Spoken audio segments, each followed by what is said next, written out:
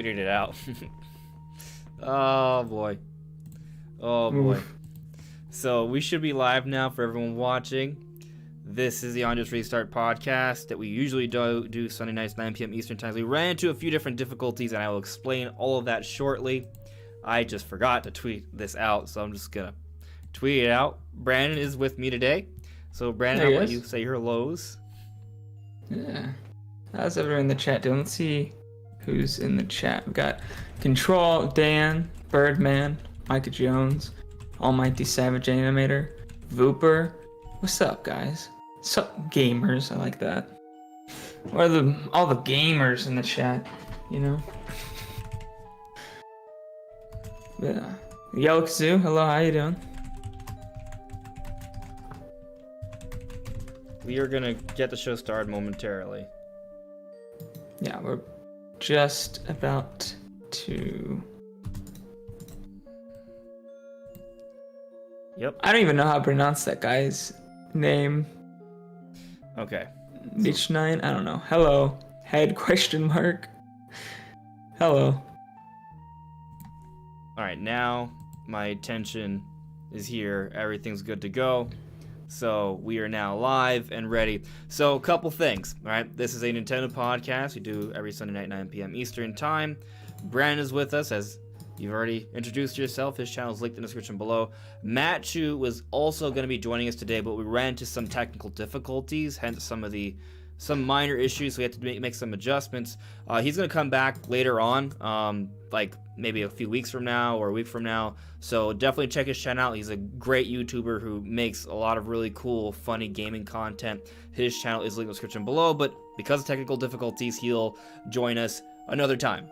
But this time for the show, what we're going to be talking about is some rumors going on Reset Era and things of that nature, sort of talking about potential announcements that we could see from Nintendo, perhaps relating to Mario in August. So we're going to be talking about that.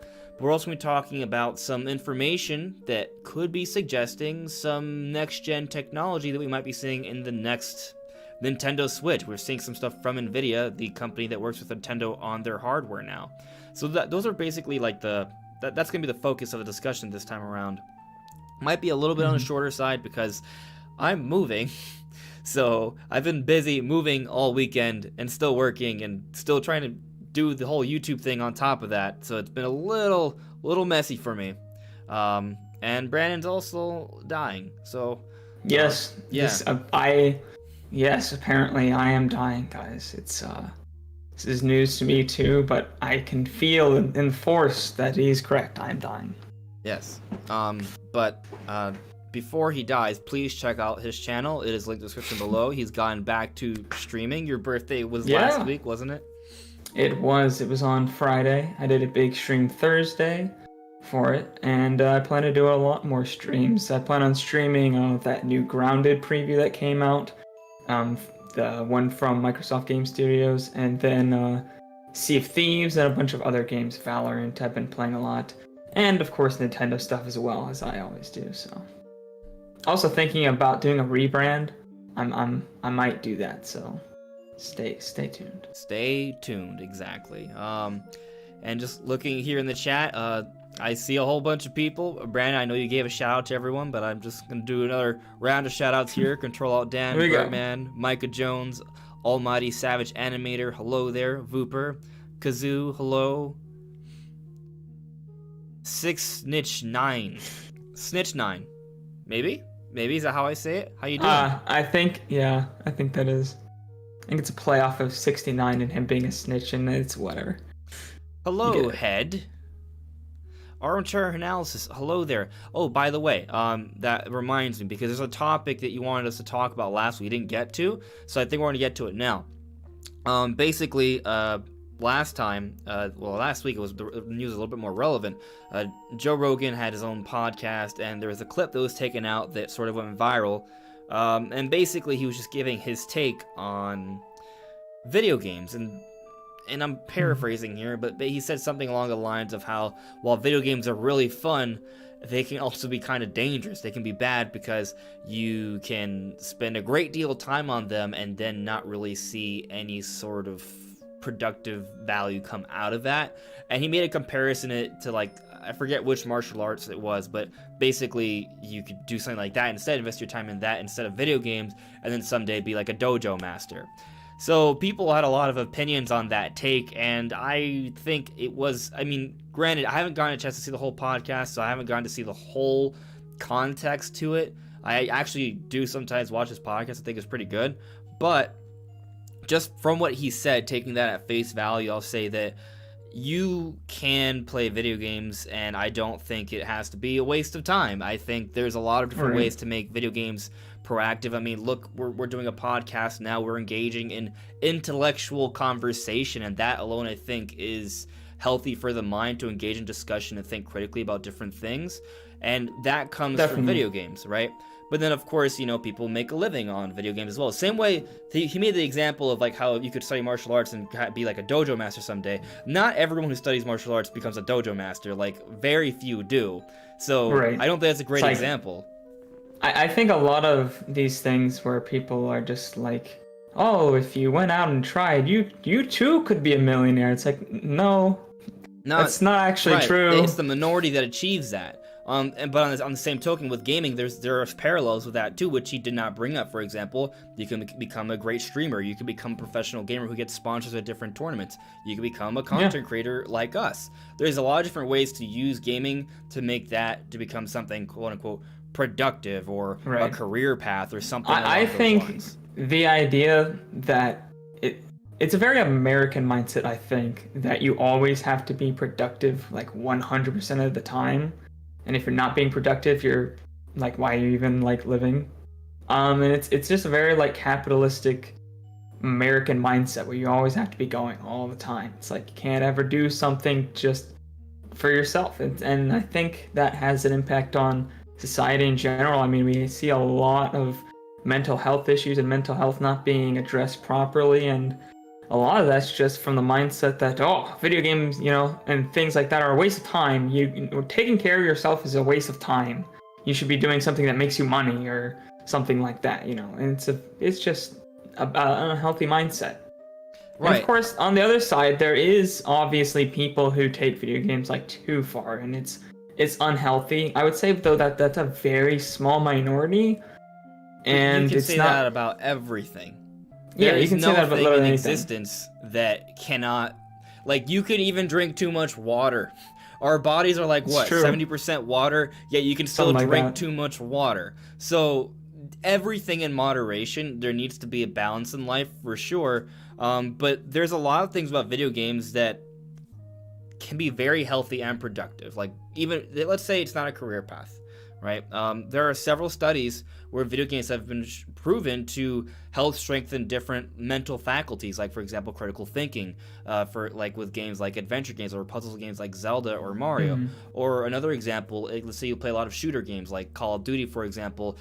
Games like that have been proven to improve your eyesight in terms of being able to see and discern things that are very similar. Your focus, your instincts, and your reaction times, those are all increased by playing games like that. Yeah, so you have things like that as well. But let's forget the fact that video games, like a whole bunch of other quote-unquote hobbies, have the potential to become something greater, like careers and such. Let's forget about that. Let's forget how there are many studies that show that video games can help to improve a lot of your different skills and mental faculties.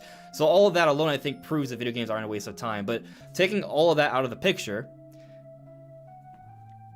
they're fun. It's fun to do. Right. Their games are fun to play. And why does everything you have to do have to be productive? Exactly. Like, why do you live life? I mean, that gets very, I guess, philosophical. But my personal perspective is that you want to try and live your best life, and that should mean being happy, having a good time. And if video games can give that experience for you, then isn't that enough?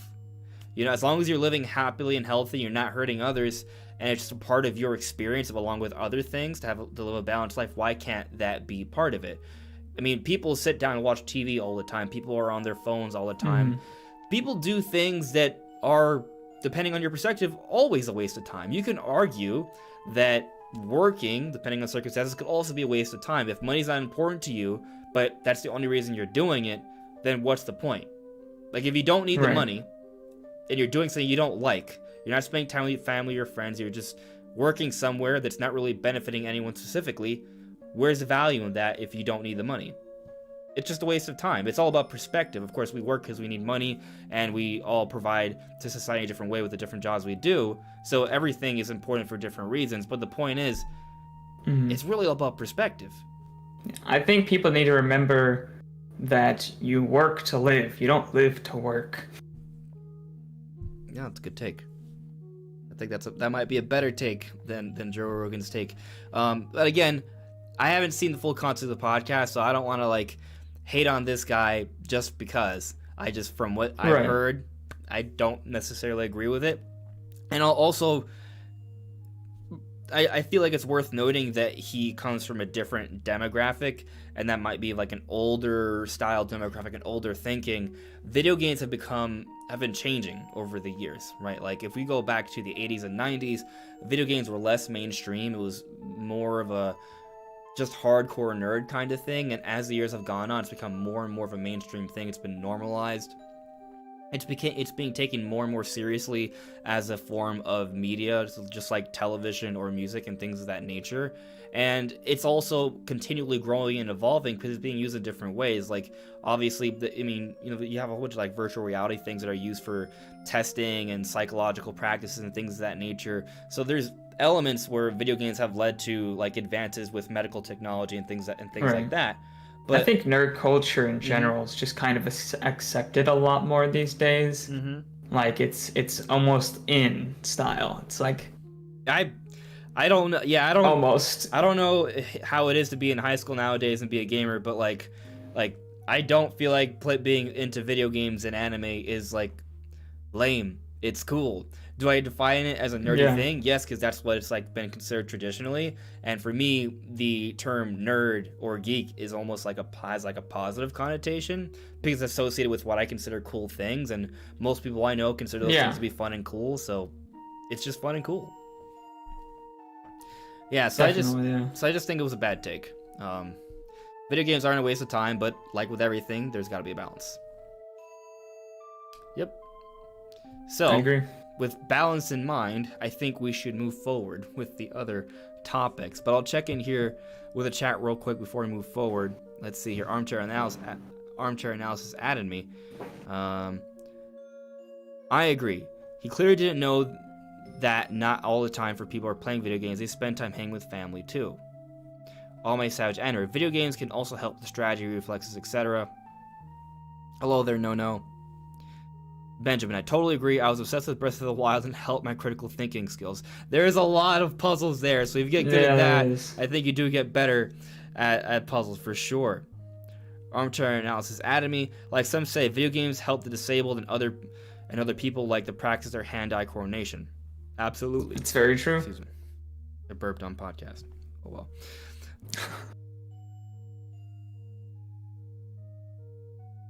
Jake Miller, the podcast he said this on, the host was a personal trainer who dealt with overweight problem kids who disrespected their parents and were sent to boot camp.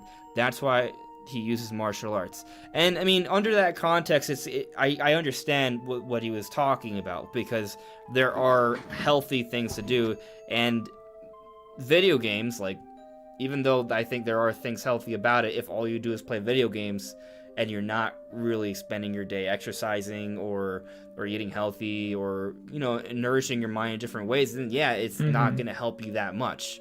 Like, you can become really good at Fortnite, and maybe there's a couple things that Fortnite might just so happen to like improve some sort of skills on, but there's a lot of other things it doesn't help you with at all. And if all you do is that will become a problem. So again, there's got to be a balance for sure.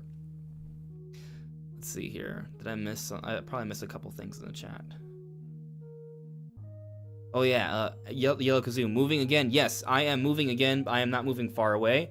I am just moving into a place that is going to be apartment that I am staying in that I pay for. So both moved twice. Very yeah. Like one move and then moved very quickly. We both did that.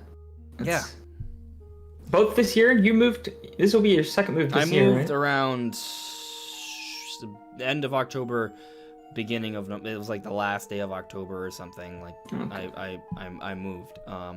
But now this place I'm gonna stay for a more of an extended period of time. Right. This is gonna be more of the long-term plan. It's pretty close. I have friends nearby. It's gonna be great. And hopefully the set's gonna look cooler. But it's gonna be a work in progress, so bear Nice. with me. But I also plan on upgrading my set. Because it's a little lame right now. yeah, I mean you've been in the middle of the move and work and school, so we understand. But let's move forward with the discussion. So, which topic should we tackle first? Should we tackle next gen Switch stuff or this Mario August rumor thing? Let's do the Mario Onyx rumor first. Okay. So, let me see if I can pull up exactly. Well, so basically where this is coming from, if it's coming from Captain Tsubasa on Reset Era, who has a long track history of hinting and providing us with early information about things to come from Nintendo. And a lot of you may know of this person as King Zell. So I'll just say that Captain Tsubasa has repeatedly told people not to refer to him as King Zell. That's not how he wants to identify himself, apparently. It was a while ago. I don't want to get into the whole this person's history with names in there, but the point is he's Captain Tsubasa, not King Zell. He used to be known as King Zell, and then a lot of news sites keep saying King Zell, King Zell, King Zell, King Zell, King Zell, and I feel like that's not correct, so I'm just kind of making that clear. Captain Tsubasa. Right. So, anyway, this guy has a pretty good track record, and he's been hinting at some things to come in August, basically. I was gonna see if I could pull up something here for you guys to see. Let's see here, because there's a lot of things that have been said.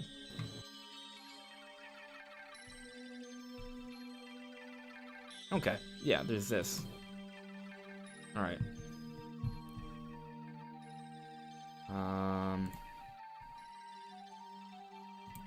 There we go. I mean, there he says is wait for August, nothing for the rest of the month, and there are other things he said on top of that suggest something in August. But I think it's important to note that the speculation right now isn't so much that August will be like a major general Nintendo Direct. A lot of the talk seems to be maybe September. Now, I'm not saying there can't be a Direct in August, but my expectations right now are not expecting. I just don't expect a major general Nintendo Direct too soon from now. Like, I think there's got to be at least one before the end of the year, and preferably sooner than later, so Nintendo can actually announce games. Because guess what, guys? It's been a few weeks since Paper Mario, and we still don't know about anything from Nintendo for the rest of the year. Crazy. It's never happened before, ever. Before the game came out, we were so sure they would announce something before the game came out. We were sure because that's how it's always been. Always. Right. This is completely uncharted territory here, and Nintendo just isn't, sharing any of that information at all. We don't know what's going on, and now people are assuming it's going to be a bad year. And maybe they're not wrong to assume that because they haven't announced anything. And at this rate, I mean, it's not even at this rate. It's pretty much a foregone conclusion, from what I understand at least, but there's not going to be any major Nintendo release for August.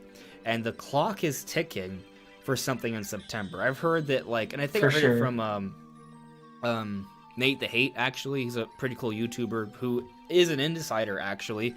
So you should check out his channel, Nate the Hate. And he's been on Spawncast and things of that nature. I've listened to his podcast. It's cool. You guys should check it out. But from what I understand, from what he's said, so I'm quoting him or paraphrasing him here. I don't actually know. From what he said, apparently, in Japan, announcements have to be made at least 30 days in advance, or stores need to know about that 30 days in advance so pre-orders can go up and things like that. So if there is actually a Mario game coming out in September, then it has to be announced 30 days before it's supposed to come out. Yeah. So let's say it comes out the last day of September. That means by the last day in August there has to be an announcement, and I don't think it's going to come out at the end of September, the very end. So my point is that if there is something coming, they have to announce something soon. And let's just say hypothetically this rumor is just false. Let's just say this rumor is false, okay?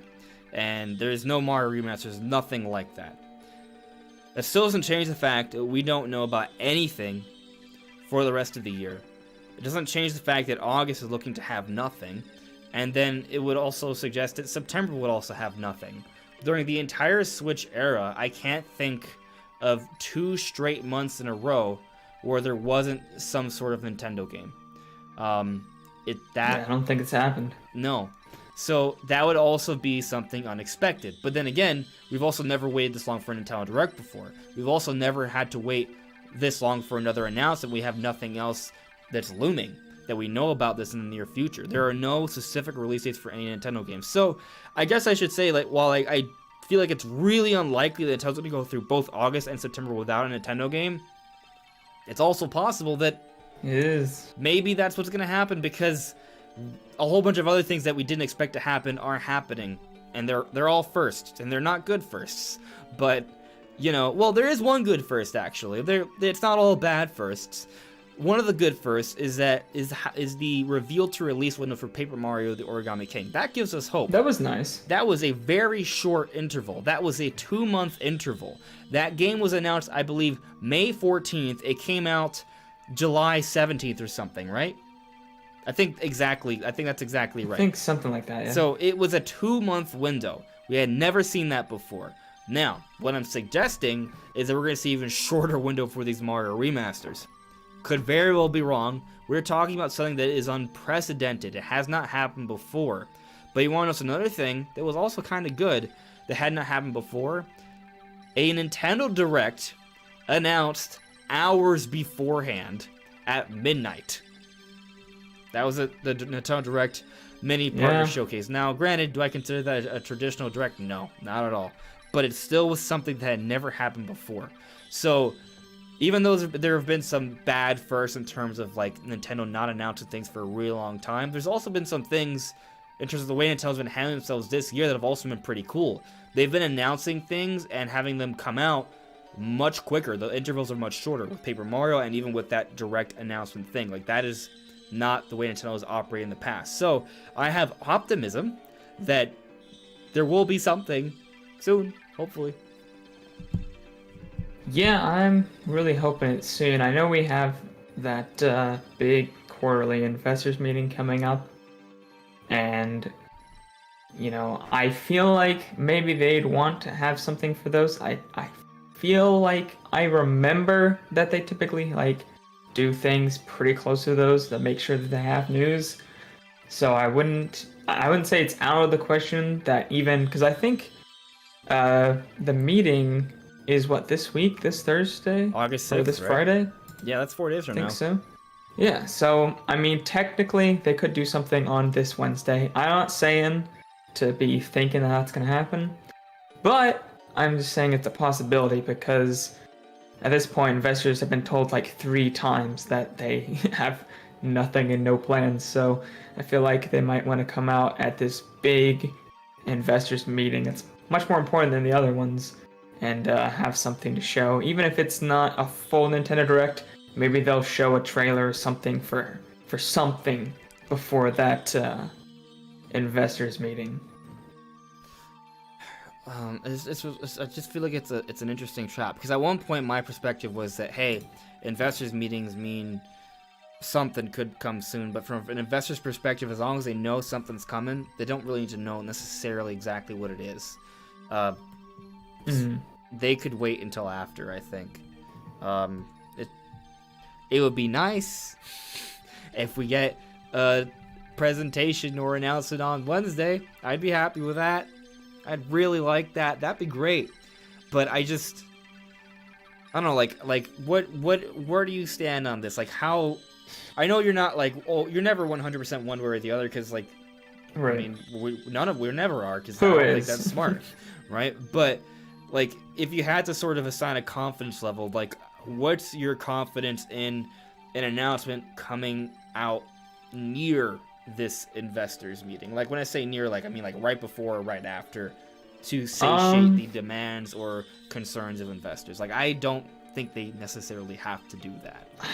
Well, doing it after, there's no real point. Like, the only point before is showing that they have something. I think, because I don't know, I'm not an investor, but if I was an investor, you think they would kind of know the general climate or like how people are feeling generally. See, and you know try what? to, in That's theory. what I would think too. But I've had a couple of friends who are more into that sort of field, and from what they've told me, it's more of just paying attention to like the sales numbers. Like they don't care about necessarily what the product is. It's just more about what the sales numbers are suggesting. What's the forecast? What's, you know, how are they? Right. Are they up this year compared to last year, or are they down this year? What's the trend?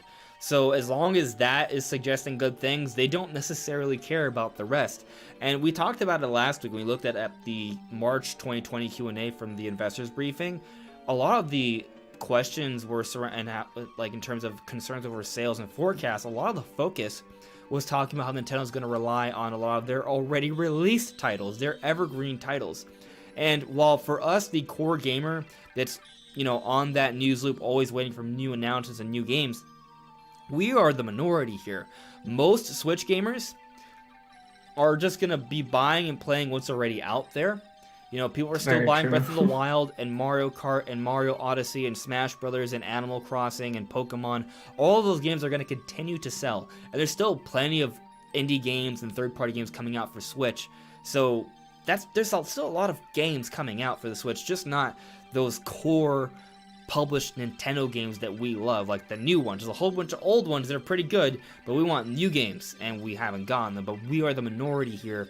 How True. much will that impact their sales? I don't know. I think up to a certain point it will, but they probably can go a little bit longer. I do wonder if investors think just in like very basic terms about the fact that the other companies have announcements and big releases that people know about. I wonder if in a very basic term they know that this isn't usual for them, and other companies are doing a better job at this. So I wonder if in just the most basic sense that a businessman can have about gaming when he doesn't really know much about it, I wonder if they are concerned about that. You know, I don't know.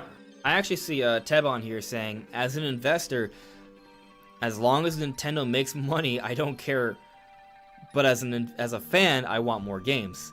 So, you know, I guess that would be an example. If that's how all other investors feel, then I don't think Nintendo necessarily needs to announce something right beforehand.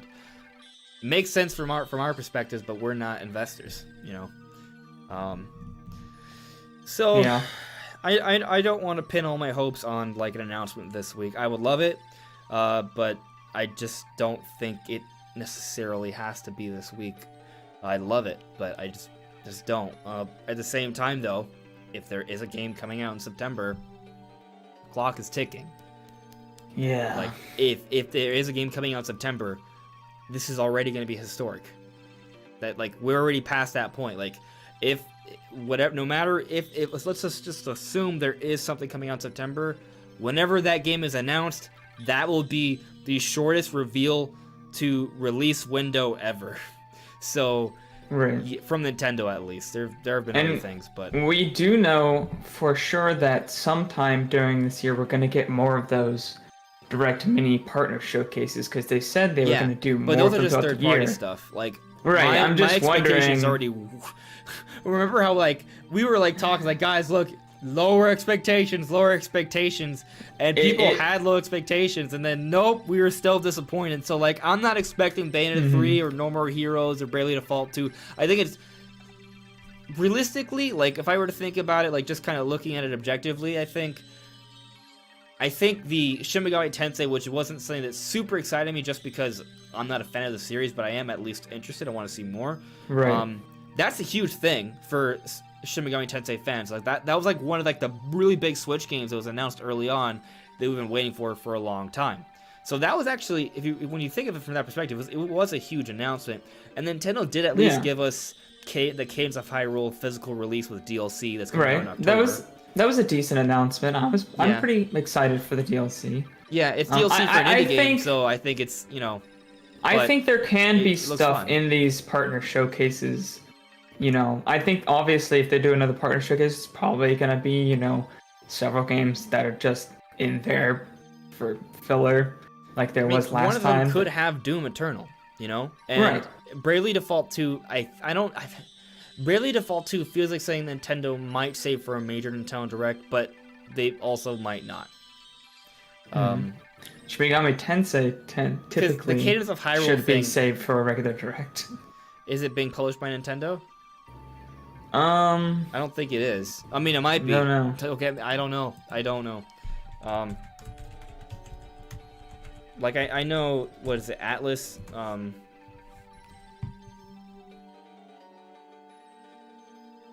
I just don't.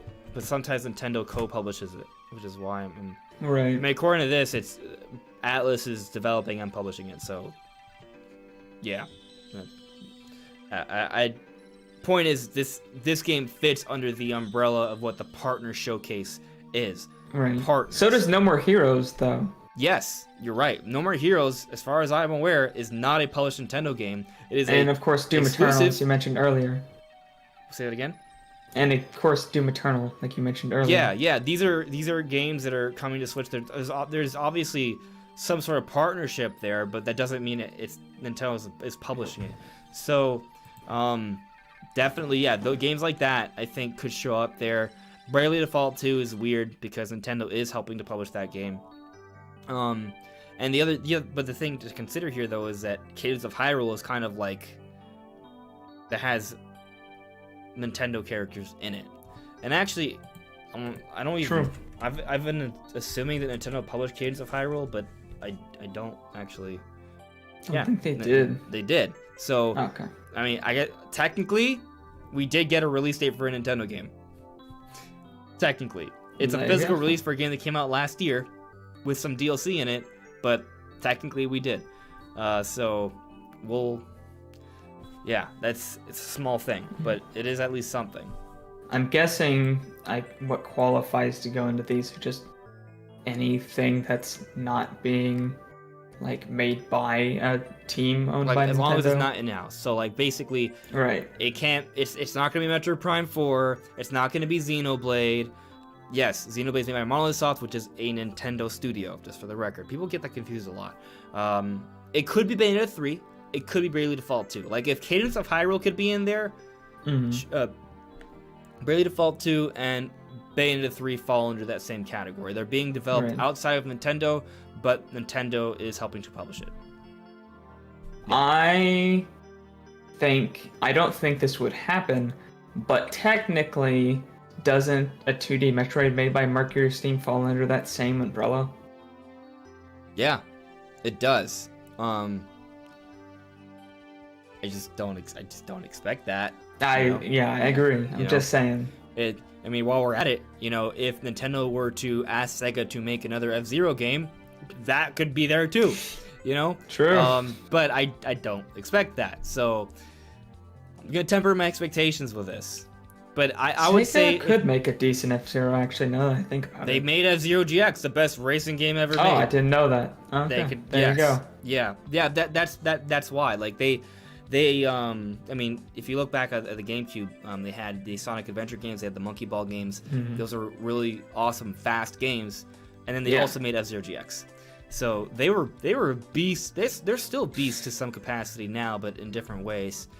So yeah, I'm not sure what we would actually see in a partner showcase, but I'll tell you that if we do get one soon, I would expect at least one big-ish announcement. It may not be something that is to my liking, but at least one, because that's what we got in the partner. Well, we got two. There's a Cadence of Hyrule thing that definitely appeals to Nintendo fans, and Shin Megami Tensei 5 is something that we've been talking about for years at this point, and we're the core Nintendo fan base, so that kind of counts. And then there is also a remaster for what, SMT3, I think? An older Shin Megami Tensei game, and that's also pretty cool as well. And what's interesting about that, though, is that both those games are coming out the same year, which I think is interesting, because I feel like normally we would assume that if you're going to get a HD remaster for a game, that other, the mainline new release wouldn't come out in the same year, but it's looking like it is going to play out that way. So I'm assuming that this remaster is coming out early next year, and then the big SMT5 is going to come out towards the holiday, which I'd assume makes sense. Yeah. But I just think that's interesting, because that kind of gives. Now, granted, it's third-party stuff; it's not Nintendo stuff. But I don't know. Yeah, I think, did you see my video? You did. The video I just made, just kind of theorizing about how Nintendo might handle the 35th anniversary for Zelda. Like, what if Nintendo does something similar and they have like some sort of remaster compilation for Zelda's anniversary, and they have Breath of the Wild 2 come out later in the year, or vice versa. Like, I think it's possible. Is it wishful thinking on my part? Yes, it's wishful thinking. Especially since, like, this year, if we wouldn't get that mainline Mario equivalent, you know, with the remasters. We got Paper Mario, but that's a spin-off. Okay, so we don't... hold on a second. So, people have actually... There's another part of the Mario rumor that should be mentioned. If the part of the rumor is suggesting that Mario Remaster is coming out in September, just for the record, Brandon, I know you can vouch for me here. I've been talking about the Mario Remasters coming out in September for months before these rumors were saying when it would come out. But now the rumors are supporting my crazy idea that it's coming out in September. If that is actually the case, and it may not be the case, okay? We are in a situation where if that happens, it's going to be unprecedented in terms of like that interval between like reveal and release. But if that is the case, then that also means that the Mario Remasters are not Nintendo's big holiday game. That leaves October, November, and potentially December for something else. And some people... Now, I think this is perhaps trying to pull information from what may not even be there, but some people have looked at some of the discussions from, for example, Sisu Basa on Reset Era, and some people are hoping that maybe there is some suggestion of another Mario game that isn't 3D World Deluxe. It's also been rumored to come out this year. And I don't think that was necessarily insinuated. It's possible that, but I don't think that was for sure the case. But if it was, this is not happening. I don't expect this at all. But what if Nintendo's like, oh, hey guys, here's Mario Odyssey 2, November. God. Happy Mario anniversary. So many things unprecedented about that. Yeah, it's way more likely to get Breath of the Wild 2 this year, and I know, like, everyone disagrees with me. So, maybe most people, and I think I might disagree with myself sooner or later, too. I think there's a chance. It's just getting smaller every day. Yeah, it's not a big one. I agree with that. So, I'm keeping my prediction because I just being bold about it, but I'm prepared to be wrong about that, for sure.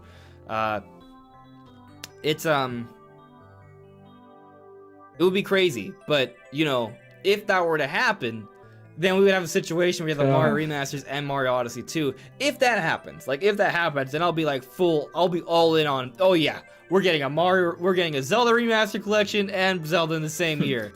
Just got the Mario ones, it's happening. Like, I'll be all in on that idea, but I do not expect Mario Odyssey 2 to come out this year. Like, I just, no, that's not. No. Not right next to the Mario Remasters, like, maybe next year, but I'm not even expecting that at this point.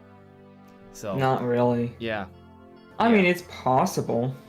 Well, it's kind of one of those things. Like, do you expect Xenoblade 3 next year? I don't. Maybe. No. Maybe the next year. Maybe 2020. I could see them. Just speaking on Mollensoft, they've been working on that other project, that new IP since. What was it? I think 2017, 2018, one of those years. So they've been working on that for several years. It could be ready next year. I mean, it's not out of the question that Nintendo could have a 3D Mario, Breath of the Wild 2, and a new Monolith Soft game for next year. I mean, next year could be great. We know there's Prime 4, potentially. I know not necessarily, but potentially. And while we're at it, also Prime Trilogy, Breath of the Wild 2, maybe Zelda Remasters, maybe Mario Odyssey 2. Did I mention Bayonetta 3 yet? Bayonetta 3. We're already getting Shin Megami Tensei 5 and the Shin Megami Remaster. Pokemon Snap. Like, that's a lot. And also probably the next Pokemon game, because the DLC is coming out this year, so there's probably going to be another new Pokemon game next year as well. Like, that's a lot that could potentially come out next year. Now, all of that will not come out next year. Some of that probably will, but you know, we may not get Mario Odyssey 2 for years, if ever. So, and Prime 4 might not come out till 2022. So, you know, right. Definitely temper those expectations there, because we've been thinking, 2020 was supposed to be the year initially. Like, we were thinking, oh man, we'll finally see Prime 4 and Mario Odyssey 2 and Breath of the Wild and Shin Megami Tensei. We did get a reveal for Shin Megami Tensei 5, or like a new trailer for it at least, and a release year, but it's not this year. So, yeah, I mean, 2020 actually is like the opposite of what we expected. It's like, instead of it being like that peak year, it's like slow, really slow. Right. I'm hoping it's calm before the start. That pretty much guarantees that next year is going to be a lot better. And a great example of this is, look at Wii U's like last year or so. Like, it was dead. Like, it felt, you could feel that Nintendo had definitely moved on, and they weren't focusing on getting games out for Wii U. They were making sure those games were coming out for Switch. And 2017 has been like the best Nintendo year ever, because there was just so many games. I mean, the other day I listed it somewhere. It's like a ridiculous list. So many. I'm gonna try and break it down. Breath of the Wild, Mario Kart 8 Deluxe, ARMS, Splatoon 2, Mario Odyssey, Xenoblade Chronicles 2, Fire Emblem Warriors, Pokken Tournament Deluxe, Snipper Clips. Yes. All of those are Nintendo published games. 1-2 Switch. 1-2 Switch. All of that came out in a 9-month period in 2017. And I am sure I'm missing something. Absolutely insane. Yeah. It was crazy. And no year has come close, I don't think. Not to that. No. I mean, Mario Odyssey and Breath of the Wild and Xenoblade 2 are those are 3 of my like top 5 favorite games on Switch. Mario Odyssey and Zelda being top 2. So, yeah. And ARMS and Splatoon are really good games as well. Like, they're really good games. And actually, Mario Kart 8 Deluxe is also my favorite games on Switch. Like, was just absolutely fantastic. Yeah, even though it's a enhanced port, it's a pretty good one. I wish they gave it more tracks. Yeah. But I mean, the visuals are slightly better. It has HD Rumble. It has a few extra little new features, like with the double items and things like that. Then it has the battle mode that I don't care about, but everyone else does. It's so good. Yeah. Yeah, it's definitely a good package. Absolutely. Yeah. So it would be nice to get a year like 2017 again. Because I guess the weird thing is that with 2017, that felt like, when we got that, I felt like that kind of spoiled us a little bit. Because consider this. 2017 arguably is the best year in Nintendo history in terms of like just consistent quality releases. When I say quality, I mean like game of the like really good games. Like really good 2017 games. had like 4 or 5 games that were better than like pretty much the entire Switch Wii U lineup. Like, it was Breath of the Wild and Mario Odyssey were better than anything we got on the Wii U. Period. Obviously, Breath of the Wild came out on the Wii U, but we waited till it was dead to get it. So, I just count that as a Switch game. It was just destroyed. Xenoblade 2, I would say, kind of rivals my personal favorite Wii U game, and that's Xenoblade X. And that Xenoblade X to me is like the best Wii U game. Yeah, probably. I mean, unless you count Breath of the Wild, but I view that more as a Switch game. But for some people, Splatoon is the best Wii U game, and we got Splatoon 2 that year. We got, Splatoon is definitely in contention. But Splatoon 2 is arguably better. So it's... So the 2017 was just destroys... You can take the best games from the entire Wii U life cycle, and it's still not better than 2017, in my opinion, for the Switch. Because nothing on Wii U tops Mario Odyssey or Breath of the Wild. No. Again, I know Breath of the Wild came out on the Wii U, but it came out at the end when it was dead already. So to me, it just doesn't really count. Because I already bought my Switch to play it to play Breath of the Wild. I didn't want to get it on Wii U once it was coming for Switch. They waited too long. Yeah. So, and I hope that doesn't happen for Metroid Prime 4. I know you actually want it to happen because you want the game to look even better. Yes. But I'll settle for a Switch revision. Maybe. Actually, that might be kind of a decent segue. So, all right. Because next gen Switch, right? So, and by the way, guys, if you have comments or questions, if you add us, we'll get to it I promise. Or I shouldn't promise because I don't know. But I'll try. I promise We'll I try. will try to get them. Especially if you have some good ideas or good questions that you think could like definitely take us in a good direction here. It's like, well, I'm all for that. We can go in random directions. It doesn't have to just be about the topics. But so anyway, the basic news here is that Doctor81, also a cool YouTuber. I recommend you guys you check him out. He's pretty cool because he finds a lot of information, especially like on LinkedIn profiles from like job listings, that gives us hints about what's to come in the future. He's pretty good with that. And he found another one. And this one was about NVIDIA making hirings for next-gen hardware technology. Keep in mind, NVIDIA works with Nintendo on gaming hardware. That's what they work on. They also have their tablets, so it could be something like that. But one or the other here. And they were looking for people with experience with, what is it called, a DLSS 2.0 or something? Am I getting DLSS, yes, DLSS 2.0. Yes, so that's what they're looking for. Deep learning super sampling. Brandon, have at That's it. what it You're my stands tech for. guy. All What right. does it mean? Was that the end of the... Well, okay, oh, so you want me to just talk? Yeah, I'll finish. Basically, the listings that have been discovered on LinkedIn show that NVIDIA is hiring people that knew about that have good experience to work with DLSS 2.0 for next generation hardware. We know that NVIDIA works with Nintendo Right. and pretty much and only Nintendo, besides their own little tablet things, which they're not even focusing on as much anymore. So there's a strong implication. It doesn't have to be this, but there's a strong chance that this is for Nintendo's next Switch 2.0 next gen or something. Some future Switch technology may very well be using this technology. So what is this technology, Brandon? So DLSS 2.0, it's deep learning super sampling, and essentially what it is, it's essentially an AI based upscaling. So it takes you have an AI, a really advanced learning AI, and you feed it really, really high quality images of the game and what things are supposed to look like from every angle, and it learns what the game looks like. So when you play the game, you have in your, because it's only available on NVIDIA hardware if you have the 20 series, you have a certain AI-based processing unit that's only for this and ray tracing and things like that, that processes the AI information and takes a lower resolution image and doesn't just upscale it linearly, by filling in pixels with the same information like normal, which would, make details non-existent because it doesn't actually add detail in, it just makes it fit on a bigger resolution display.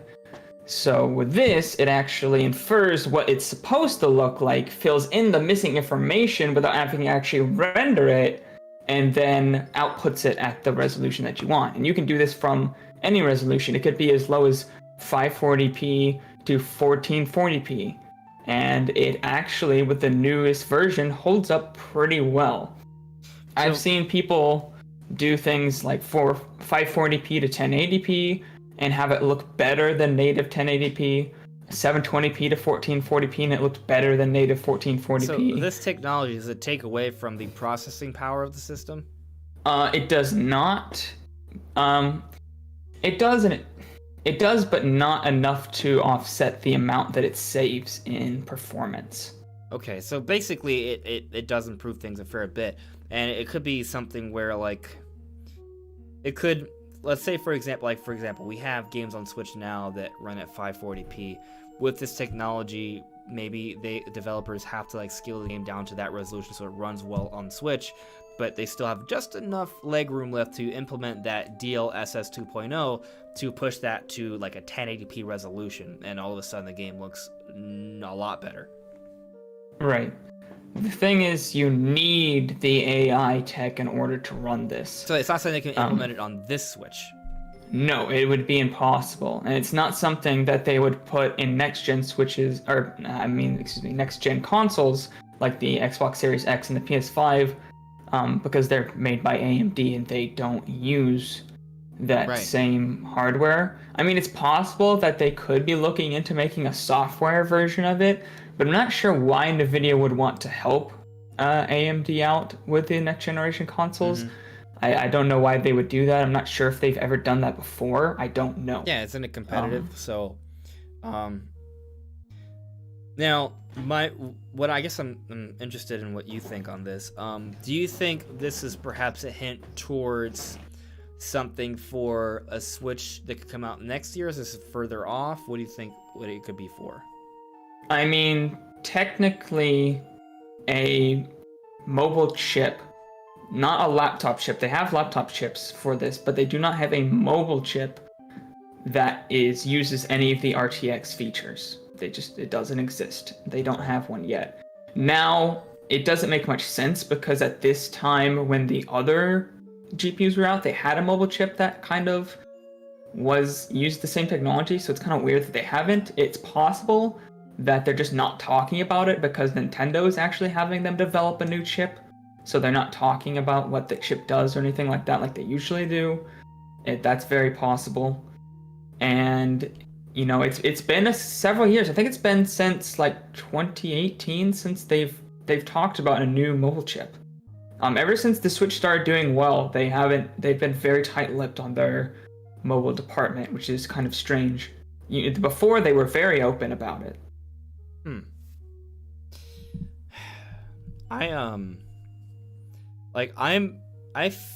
I think there's gonna be some sort of Switch revision next year.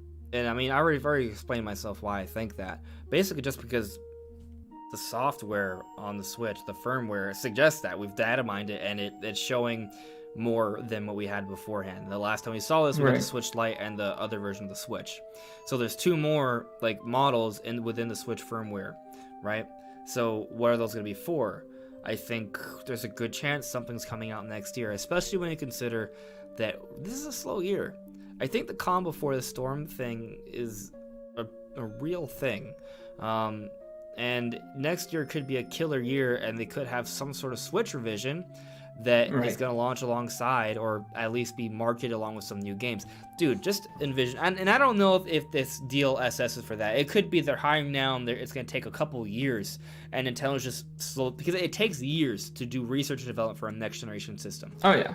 Nintendo was already working on Switch 2 when Switch 1 came out. So this could just be for something that's coming out in 2023, or I mean, I guess it's possible next Switch come out in 2022, but we'll see what happens. Point is, it's a few years down the road. So this DLSS could be for that, but it also might not be, right? Is it possible that a Switch revision could have that in there? I would need to look into the exact specifications of those chips that were data mined, but from what I remember, there was no hint that they went any far beyond what they have in the Switch revision that we already have. It didn't really suggest that it did much. It definitely wasn't a Switch Pro. There were hints that it could be a bit more powerful, maybe something that's, a VR unit can use, because you need a bit more power to run, the game essentially twice. Okay. So, I mean, there's no indication of a change to the actual architecture, no sort of significant die change was made, so I don't think it would be able to run DLSS. The AI processing power in DLSS, just to give an idea of how much, how fast it is and how much you need it, it's essentially the same amount of AI processing power as 10 Xbox Series X, the next generation, 10 times more processing power than those systems have in their GPUs for the AI upscaling. Now, it doesn't do graphical processing unit, but essentially that's kind of how it works out. Yeah, I don't understand the tech part of it, but basically you're saying that it probably does. It's really, I assume that they could use they could scale it down, but obviously it wouldn't do as good results. Okay. It's part of why the RTX series is kind of expensive. Now the tech has been getting steadily cheaper and cheaper, and they even have pretty decent laptop equivalent parts that aren't out the wazoo prices. So I wouldn't be surprised if in a few years they could get it down to where they're able to do something. Maybe it's not as good as what we have now on the PC, but it could be, something that's able to run DLSS. Okay. Yeah, I think it's just exciting just to kind of think about the possibilities here, because I guess we're really thinking about. I guess we could be talking about two different things here, right? Like there's the Switch VR. I think there's a good chance that could be happening. That's exciting. So let's put a pin on that for the moment, okay? And just to tease what I have in my mind about this Switch VR, right, with better graphics, Prime 4, Breath of the Wild 2, maybe F-Zero. But so put that to the side, okay? Put it aside, and let's first finish up this discussion on next gen Switch. I think it's a few years off, right? But if we're seeing technologies like this that can really help for, I guess, a mobile chip that may not have the power to run games at 4K natively, but with this DLSS 2.0, the games can be scaled down so they can run at a resolution, but with this technology, it can still effectively have that resolution. Yeah, I'm thinking, I think next gen we're going to get a significant jump. Like, it's going to be a next generation leap in graphical fidelity for Nintendo, unlike what we've seen, with the Switch, where we got like a half step almost.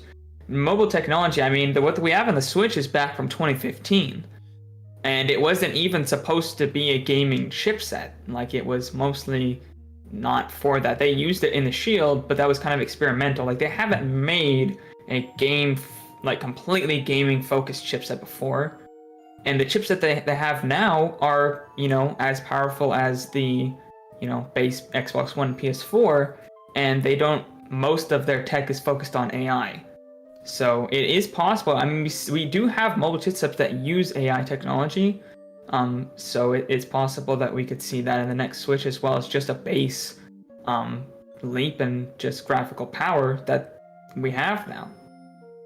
I guess the hurdle I have in my head about this whole idea is that, because I'm like, maybe something does have to give here, but like this technology, mobile technology, like I get that it's catching up, but like how close can a next gen Switch really get to PS5 and Series X? Like, really? I think that they could. The gap between the Switch and the base Xbox One and PS4 right now is essentially I expect a similar gap between the Switch and the lower end model of the next gen systems. That's kind of what I'm expecting, because they're supposed to be around that's supposed to be around like a PS4 Pro sort of level. You think we could get like a mobile PS4 Pro?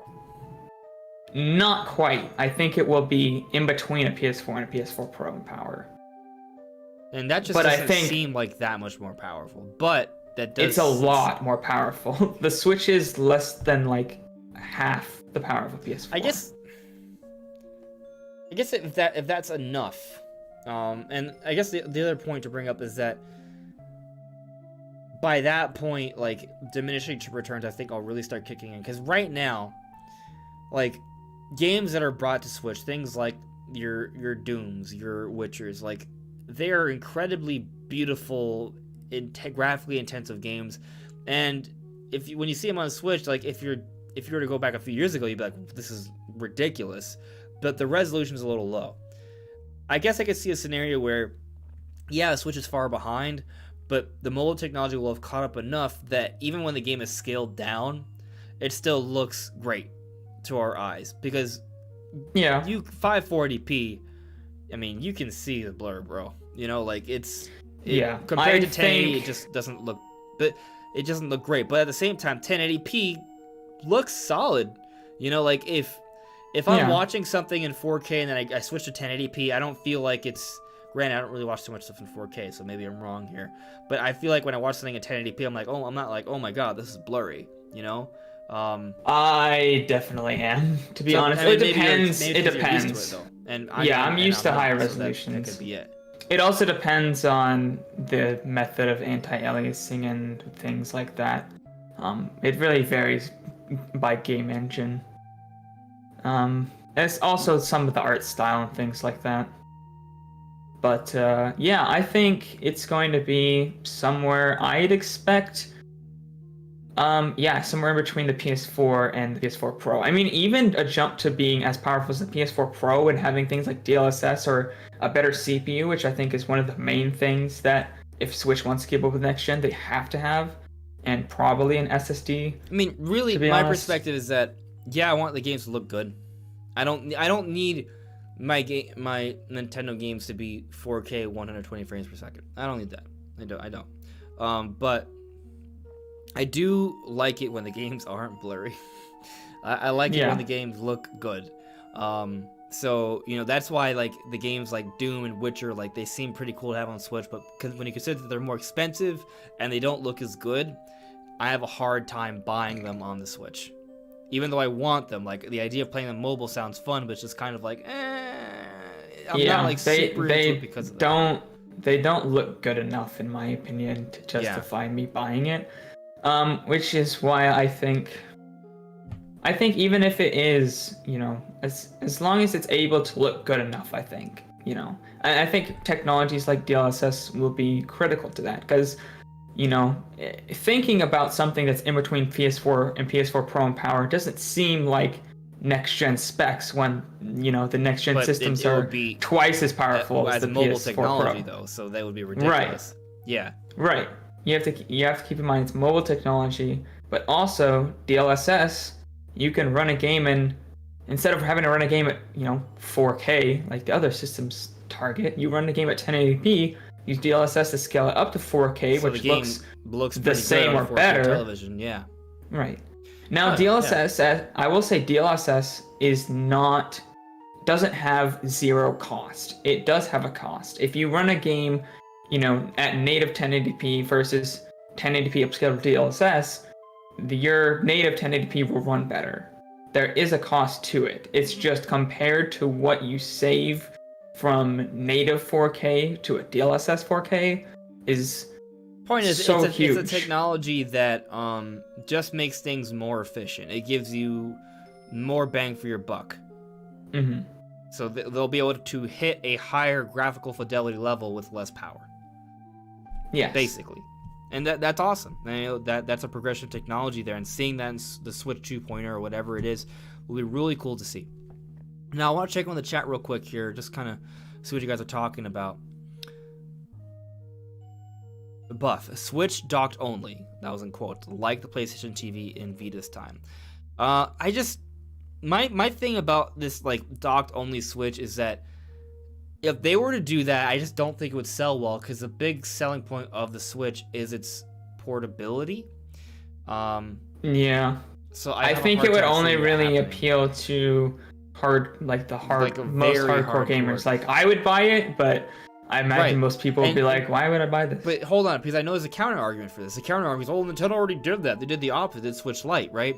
Switch Lite is only half of the Switch experience, and I would agree with you, but there's a difference. It's the bigger half. Exactly, it's the bigger half. Nintendo's handheld, their handheld department has always sold well. It's a home console side of things that has struggled in recent times. So Switch Lite is selling really well. That mobile direction, or handheld portable direction, it sells really well. But that dedicated home console side of things, historically speaking, has not done well for Nintendo. The Switch is a handheld that can be used as a home console. It's not a home console that can be used as a handheld. It really isn't. And Nintendo doesn't even treat it that way. They kind of market it, as something that, console quality games on a handheld. Like, they recognize, like, this is a handheld that we're kind of making work as a home console as well. I think next generation Switch could be a lot better in the home console aspect, which is really where I think the Switch kind of falls a little flat when you're trying to play, games on your 4K TV and they're running 720p or less. Not really a good look. But I think next gen might be where they really dive down and, like, tackle and and perfect the home console side, as much as possible. Yeah, let me look at the chat here. Excellent gamer. Hello, Andres. Sorry I haven't tuning in. I'll never forgive you. I'm just kidding. You're good. Thanks for coming by. Beverly Carter. Do you think there's a new Nintendo Direct, like another mini or general Direct for the next Smash DLC fighter? If that's the case, could we see that very soon? Specifically for the Smash fighter? I don't think so. I don't think it's gonna. Yeah. I mean, like, could be, I guess. I think we're getting. I think there's gonna be like a general Nintendo Direct. That's my, hope prediction. My hope prediction. I get like. Right. But I'm not really expecting that until September at this point. I'm sort of thinking we're going to get a really quick announcement for the Mario remasters in September, and that'll be just enough to tide things over until we can get a couple other things for the rest of the year. And maybe we still get a Direct in August, because I'm not sure. I mean, if having a Direct in September is cutting it so close. True. With so many games. True, but if Nintendo can get away with announcing the Mario remasters this month to come out in September, then they could also get away with having a Direct in September to announce something for October, November, December. Yeah, it's not impossible. It's just right. But I'll also say that window. at this stage, I am thinking things are gonna be a little slow. Like I'm sort of starting to accept that at this point. But what I'm kind of it's definitely gonna be a little slow. It's not gonna. Yeah, I don't think there's any way that it's gonna end up being a great year. It already is. It's already slow. Like right. Even if Nintendo somehow closes strong, like if September, October, November, December each have like killer games, I'm not even sure if I could still say that this is like a year that's like close to like last year or something. Like they would have to hit it really hard. Like you would have to do something like and let's just talk about things that we have some idea about, like rumored or announced, like Mario Remasters for September. Breath of the Wild 2 would have to be a November game. It's like the only way, like, I feel like the year could be like considered good. Like you would have to close out with something like that, and you would also have to fill it in with other cool stuff, like maybe a 2D Metroid or a Splatoon spin-off or something like that. Like, but I don't like at this stage. I'm not really expecting that all towards the end of the year. Like I think it's a little too much. I mean, I'd love to be wrong, because it would make me right from earlier in the year. But right now, what I'm sort of thinking is, hopefully, I'm holding to this prediction. There's gonna be something in September. I'm thinking it'll be the Mario remasters, and then we may only get Cadence of Hyrule in October. We may only get that, and that'll be disappointing. But we'll get something in November for sure. And I think that'll be it. Now maybe Nintendo squeezes in another game sometime in October or December, like one more on top of a November game. Like I could see Nintendo putting out like 2 more games besides the Mario remasters. But what I think is going to happen is we're going to get that announcement in August for like the Mario remasters, and then in September we get an Nintendo Direct, and they talk about their plans for the holidays, and it actually turns out to be better than most of the year. But it would be kind of nice. It's like a too little too late sort of thing in my opinion. But they can still pull out maybe a couple of good games besides the Mario remasters for the end of the year, and then what'll happen is that they'll also outline what's to come for January, February, and March. So basically, if you just move up your 2020 a few more months, and then we still kind of get like a good year. So like I can see a situation where maybe Mario Masters come out in September, and then maybe October or November we get like another game that we don't know about yet. I'm not sure what that would be. And then maybe January gets like Pikmin 3, and then March maybe we get Breath of the Wild 2. Like that would be solid, and that would lead to a pretty good Direct. Yeah, if we do get a actual major Nintendo Direct this year, I would be completely shocked if we didn't see at least like a confirmation here for Breath of the Wild, like even if they were just like 2021 with the teaser trailer, like, or spring 2021 if it is coming out like in spring, because I think if there was a Direct, they would definitely say spring.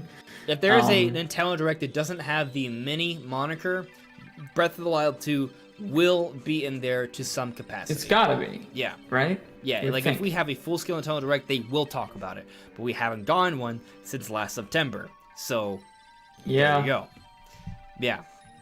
And I feel like I've tried to be I believe I have been consistent on this. I've said that I will maintain my Breath of the Wild 2 prediction until we get a full-scale Nintendo Direct where Nintendo outlines their holiday plans.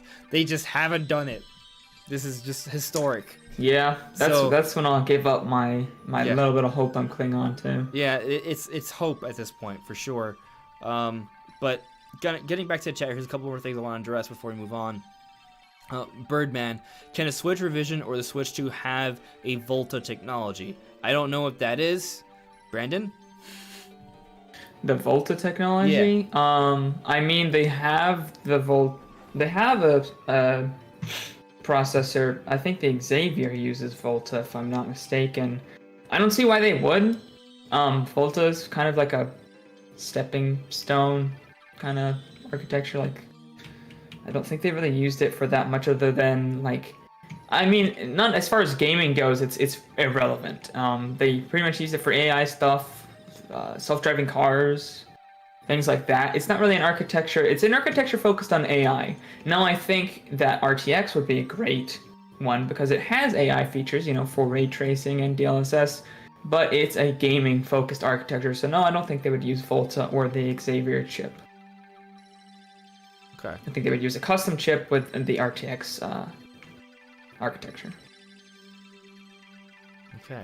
I am interested. I like Nintendo's partner with NVIDIA now, but I guess another interesting thing is this all turns out to be true.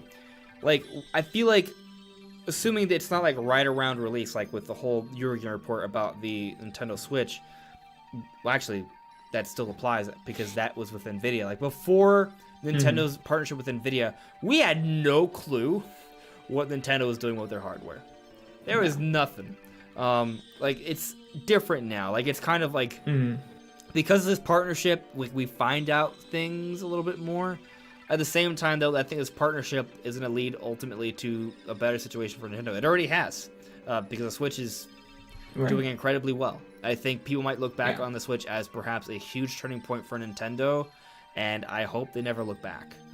I'd also like to say that I keep saying RTX architecture. It's actually technically called the Turing architecture. So if you look up RTX architecture, it doesn't come up, or if you're confused, or if you say that and somebody's like, "Oh, so it's called Turing." Okay. Noted. Even though I'm not looking it up, it's too much for me to handle. At some point, maybe I should get a better grip on it. I gotta just gonna check the chat here real quick. Vooper said, "Yeah, Nintendo has no meaningful handheld competition." I mean, yeah, I understand you were saying that reference we were speaking about earlier. Like their handhelds have always been strong, and their home consoles have not, which is why I don't think a dedicated dock Switch just won't happen. And I don't think we need one. No. I think we just gotta be patient for what I have wanted though for a long time has been the supplemental computing device being brought in. Like, what if Nintendo gives us like a 4K dock, bro? Like, that would just be so cool.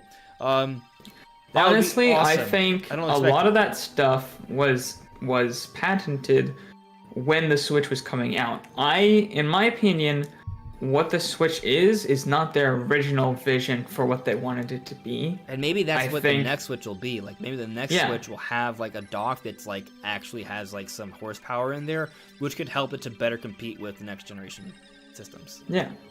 I wouldn't even be surprised if a lot of the Turing features, like the AI unit, which the official name of that is blanking on me, but the part that actually does the AI tech for DLSS and ray tracing and things like that, I wouldn't be surprised if a lot of that was in the dock, specifically because I'm pretty sure it takes a lot of power in general, so it'd be a very battery heavy thing. Also, it might just be more expensive to put in something so small. Or it might just be that there is some in the console itself, but there's also some in the dock. I wouldn't be surprised if it's like that as well. SLI technology, which is the technology to run multiple GPUs simultaneously, has gotten a lot better, and NVIDIA has been really leading the front with their SLI technology. So if NVIDIA helps them out, they could have some kind of graphical processing unit in the dock and have it SLI to the Switch when it is being put in the dock. It would just need some very dedicated hardware, because SLI is not something that you simply turn it on and off while you're playing. There would need to be some kind of, dedicated version of the hardware that allows that to be possible. Interesting. But moving on with chat again, then we'll get to that Switch VR thing. The Joker. Do you think the Switch 2 or next-gen console would be backwards compatible with current-gen games? Maybe up-res on current games, maybe. Yes, 100% I do. And I think it'll be backwards compatible? Yes, I mean, I think it will be mostly the same. I think they'll use the same cartridges and everything. Cartridge technology hasn't really changed enough where they would need to. And why would you change it if you could just have it be backwards compatible? If the Wii U had used cartridges, do you think the Switch would have been backwards compatible with it? If they were the same, then probably. It would probably just have an emulated mode for that. I mean, they did it with all their other consoles that use the same form factor. So you think it'll be backwards compatible, but it won't be forwards compatible, like this? I think so. Like new Switch 2 games won't come out on Switch. Maybe at first. They'll do the whole thing where they do like the cross-platform, like cross-gen games. Yeah, I think third parties especially will do that. I'm not sure if Nintendo will, just because they typically don't. So here's they my might have thing. like one big game cross-gen, but that's it. So here's the thing. Let's say Switch VR comes out next year, which is speculation. If that happens, and then in 2022, like if Switch VR comes out next year, I just don't see a next-gen Switch coming out until 2023. I don't see them coming out with a next-gen Switch like a year later. Oh yeah, definitely not a year later. Yeah, now. And I feel like 2023 makes more sense, at least to me, just because the Switch is selling so well right now. Like I don't think that. I think if they start with a new Switch 2 years from now, they'll be sort of like cutting the potential success of this Switch short. Possibly. I mean, that's just how I feel right now with the way sales are going. But we'll have to wait and see, And I'm sure Nintendo has that. They're working on that system. So if they see that their sales are trending downwards already by 2022, then maybe they may push it out. But if they see that sales are still going pretty well for it, they may hold off on that system a little bit later, a little bit longer. Right. Because they definitely can. I would be surprised. I would wonder if they did that, why not put out a Switch Pro and get sales from that? They might. There might be something next year, Like, it's hard to say for sure until it actually comes out and we see all the details, What we saw with that firmware data mine, that doesn't tell us everything, right? So, it's possible. It's possible there's other things we know about it. As far as I remember, when the Switch Lights one was leaked, we knew pretty much everything about the chip. Right. Basically, so the precedent would suggest that we have a pretty good idea what this is going to be, and this is like a Switch Pro to you, right? Yeah. Okay. I mean, I could look at it again. Maybe there's something I missed or some kind of possibility. But as far as I remember, I haven't looked at it in a while. It's kind of old news at this point. It didn't really suggest anything that I thought would be good enough to be a Switch Pro. My thing is that, like, while that may be the case and it may make sense, Nintendo does think that doesn't make sense. Like, they have that preliminary support. They could change it to something else. They could cancel it. They may never come out. Like, there's so many things that could happen. Right. So I just it may be that chip, and they have another chip. They may have another one. The dock. Maybe. I don't know. Maybe they'll have a dock that has its own like power as well, and that conjunction together makes for a pretty noticeable difference, potentially. And just kind of going back to Joker's question though, like I know you think it's gonna be backwards compatible. I'm not sure, mainly because it kind of depends on when the next system comes out. Because I think if the games are backwards compatible, like what can Nintendo do to make people buy the next system? Like, will the Nintendo Switch 2 or whatever it's gonna be called be as successful as this Switch? I'm not sure it will be. From being backwards compatible, I'd assume it would sell more because then you have the whole Switch library and you're not leaving that whole library behind. That's one way to look at it, but you also could look at it as there's not as much incentive to buy Switch 2. No, because it would still have exclusive games. It'd be the same incentive as you have for any system. You know what? You're right. My brain was switching it. I was thinking the other way. Forwards compatible. I get you. You're right. That adds value to it for sure. Yeah, no, you're 100% right on that. Like, what is a con of being backwards compatible besides it just being it can make the system more expensive?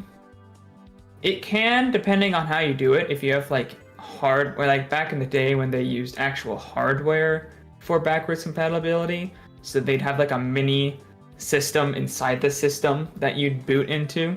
That makes it more expensive, but nowadays systems are more similar to the last one, so you don't have to have actual hardware, because before there'd be dedicated hardware that works completely differently than anything else on the market. So when your next system doesn't have that, it works completely differently. It can't be backwards compatible. The graphics code processor doesn't function the same way. The coding wouldn't run right. It wouldn't run properly. So nowadays, though, the Switch uses something that everything uses. It uses this similar architecture to everything. So in that sense, you can just use a software-based It's kind of the advantage version. of Nintendo being with Nvidia now. Like, a lot of the complications that arose with previous Nintendo systems are no longer really there. Like, it's no longer... Yeah. It used to be really challenging for developers to figure out Nintendo systems. Now, because Nvidia's handling that, it's a lot more clear-cut.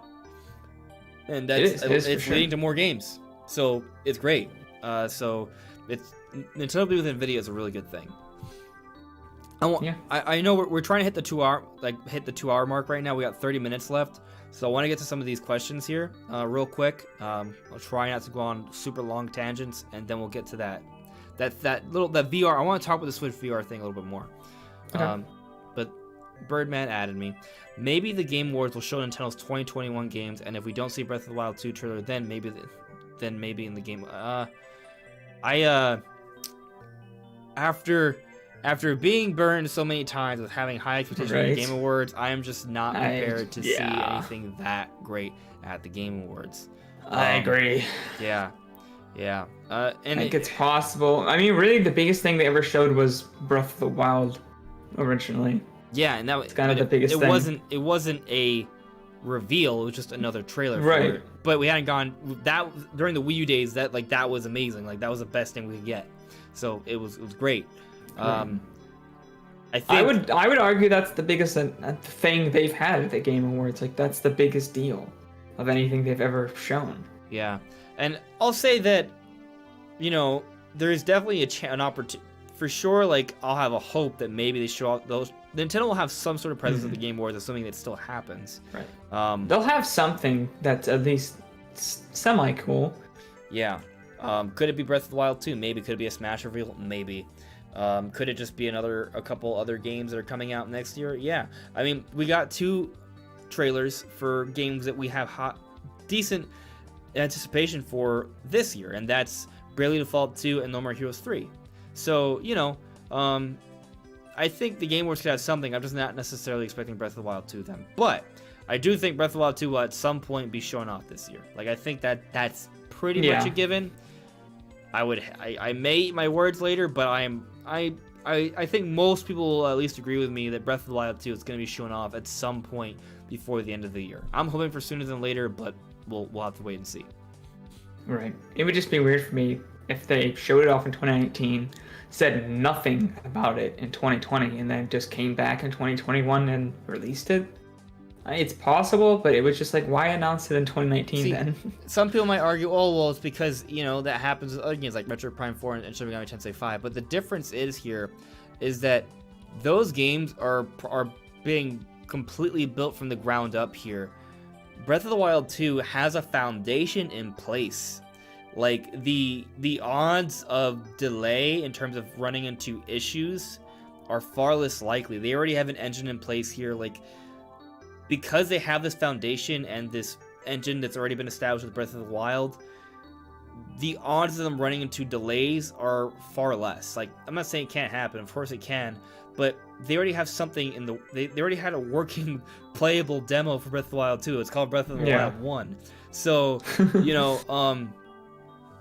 I just don't expect it to like be just taking a really, really long time like that.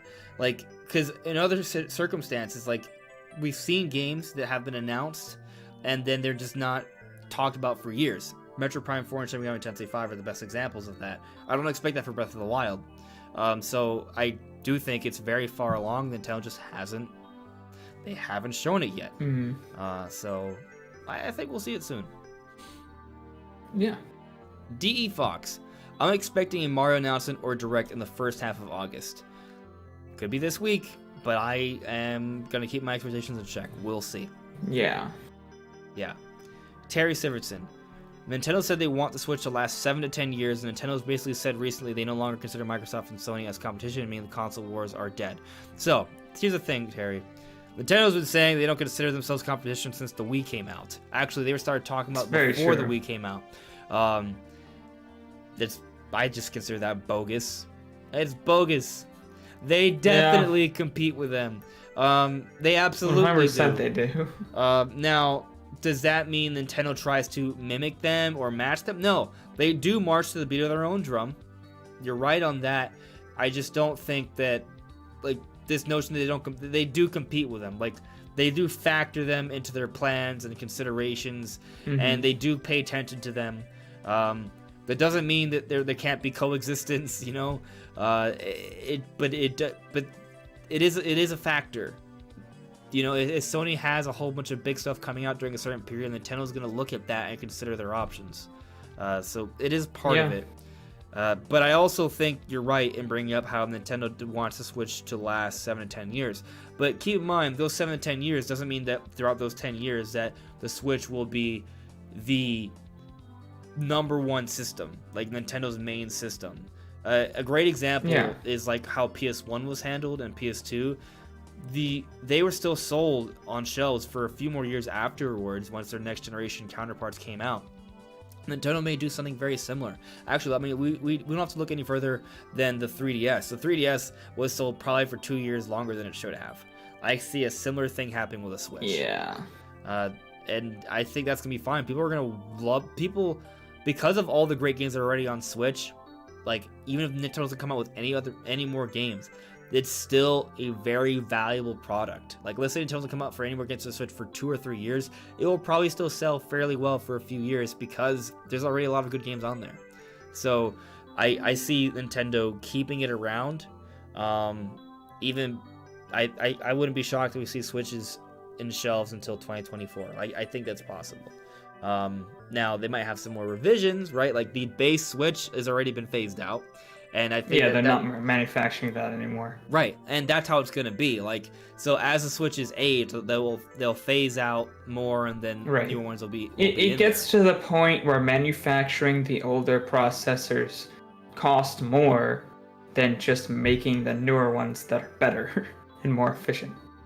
One thing to consider with the 3DS, going back to that, the original 3DS, you didn't see that in the marketing for Nintendo. You saw the new 3DS and the new 3DS XL and the 2DS and new 2DS XL. Like, there's so many names, but there's like 8 or 9 like different revisions for the 3DS. There's so many of them, and they phased out the older ones, and it still went on for years but it was reliant on the newer versions of them.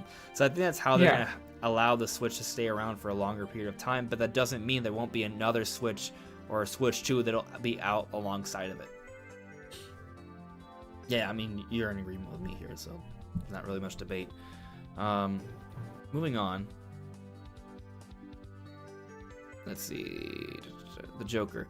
Yo, what if we get an announcement tonight at midnight for another mini for maybe Tuesday or Wednesday, setting up for a real direct in the week after, or even a Mario direct in 2 weeks? All exciting propositions. I don't expect my expectations are down here. I have a hope, more than a hope. It's a prediction. I think there's a pretty darn good chance. That's why I made a prediction on it earlier this week, that I think there will be an announcement for the Mario remasters this month, and it will come out in September. I think that's happening. Does that mean it's happening next week? Not necessarily. It could be the week after. It could be the week after that. And time is ticking, because you can make the argument that my prediction is bold because it's unprecedented, but I'm not the only one who's saying this, so I'm not alone in this idea. So it's a lot of old. unprecedented things happening. So exactly. So we'll see what happens, but yeah, keeping my expectations in check. If we get a partner showcase, cool, and if it's announced at midnight, cool. But again, I'm not expecting it to be something where we get Bayonetta 3, Bravely Default 2, and Normal Heroes 3. Maybe one of those. Right. And it probably won't be Bayonetta 3. I just don't think. Well, how crazy would it be if they do have a partner showcase? It's announced tonight, and they say Bayonetta 3 is coming out in October. Like, that would blow my mind, and that would be incredible. But I don't expect it. So, well, yeah, I don't expect it either. Birdman has an interesting question here. Is the CPU in the Switch weaker than the Wii U CPU? Just wondering. No, it is significantly faster. Actually, from what I remember, some of the tech stuff I do know, or vaguely, the Wii U had a huge bottleneck, which was the CPU. Like, it was using this new GPU technology, and it was cool. And actually, the Wii U had some pretty cool capabilities. I mean, look at Breath of the Wild. The Breath of the Wild was made for the Wii U, and that game's amazing. Not that it runs well on that system at all. No, but I feel like it's still pretty remarkable. If you compare, it's pretty cool that it runs at all. So, if you compare when you compare open world games, Breath of the Wild's open world to other open world games, it still runs fairly well. Like, a lot of open world games run like trash. Yeah. So I would say last generation that was true, and to this generation, frame rates are a lot better. But especially on the enhanced consoles. Yeah, and I guess if you're not on the Xbox One, I'm sorry. Yeah. Oof. The weird thing about the Wii U is that I think it was technically powerful in the 360 and the PS3, but because of the bottleneck, it didn't always. It had its advantages that. To the 360, but it also had its disadvantages. But overall, it was a more capable system. Yeah. Checking in here, Terry. I think the next Direct will reveal Geno as DLC for Smash. So Geno would be a Mario character, and if Mattel's going all in on the Mario anniversary and they want to time Geno, totally possible. I don't know if Geno is like the right one, but I'll also argue that if Paper Mario the Origami King gets some DLC and it's like some sort of Geno quest, and then you tie in Geno from Mario RPG and Smash Bros. It's all part of like a Mario anniversary celebration in conjunction with like 3D World Deluxe and the Mario remasters. Like, there's definitely something maybe there, you know? Like, and maybe this month we don't get a general Nintendo Direct. What we get instead is like a Mario Direct, like that thing we talked about a few months ago. Like, maybe we get it now, and you talk about all of that in August, and then in September or October they give us a bigger Direct that just kind of outlining maybe the end of the year, but also stuff to come out like in the first half of 2021. That I can sort of see happening. So this Mario Remaster situation, it may not be a Twitter announcement, which is that's where my expectations are at, but it might be something bigger like a Mario Direct, which would be really cool. So maybe we could see like a Geno reveal. That'd be fun. Discount Link. Do you think Switch 2 could have more ambitious games only on the dock that could be an attachment to the system, not a display port? No. They wouldn't do that. Yeah, I know. They had patents for things like that before the Switch came out, but ultimately, which ended up being a great business decision, the games act the same whether you run it undocked or docked. The CPU runs the exact same clock. The game logic is the same. They're not going to do a game where the game logic differs between undocked play and docked play. It's not going to happen. Yeah. Third party might do it, but not Nintendo. Yeah, I've seen things like that from third parties. I think the thing is that you want to be able to use the Switch's features, and apparently, Zell, I know what you said earlier, but I can't remember. It's C. Tsubasa, or Captain Tsubasa, mentioned some kind of shadow announcement this week. Maybe.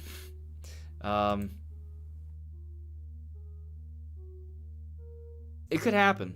I'm not going to look through all of the different posts here, but it could happen. It's possible. It's like Brandon brought it up earlier. We talked about it earlier, at least. That there is the investors meeting this week. I don't think that has to mean an announcement's coming this week, but I wouldn't be surprised if we have something on Wednesday. I could see it happening. I just Could see it. don't expect it necessarily. But at some point this month, I think there has to be some sort of announcement, because I just don't see Nintendo going through both August and September without some kind of game. And if they have a game for September, they probably need to announce it in August, or they just have nothing. But like, yeah, something's gonna happen sooner or later. I'd like to comment on... go. Oh, you're not done. Okay. Yeah, no, you go on. Another thing, like, and actually, let's say there is no game for September. Okay, well, then there should be something for October. Oh, we got Cadence of Hyrule.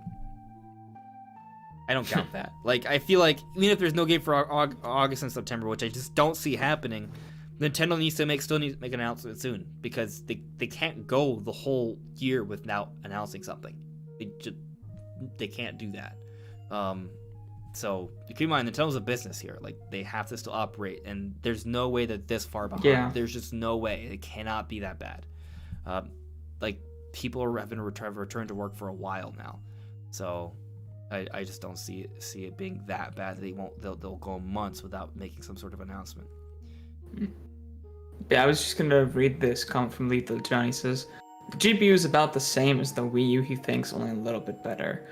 I'd say the GPU is roughly as powerful as the Wii U in undocked mode, but it is significantly more powerful in docked mode. But yeah, in undocked mode, it is around the same GPU capabilities as the Wii U, though it uses a different architecture, so it is more efficient than that. So even it does technically have the same gigaflop count or around that, but the newer technology in the Switch allows it to be faster than what that amount of power should suggest.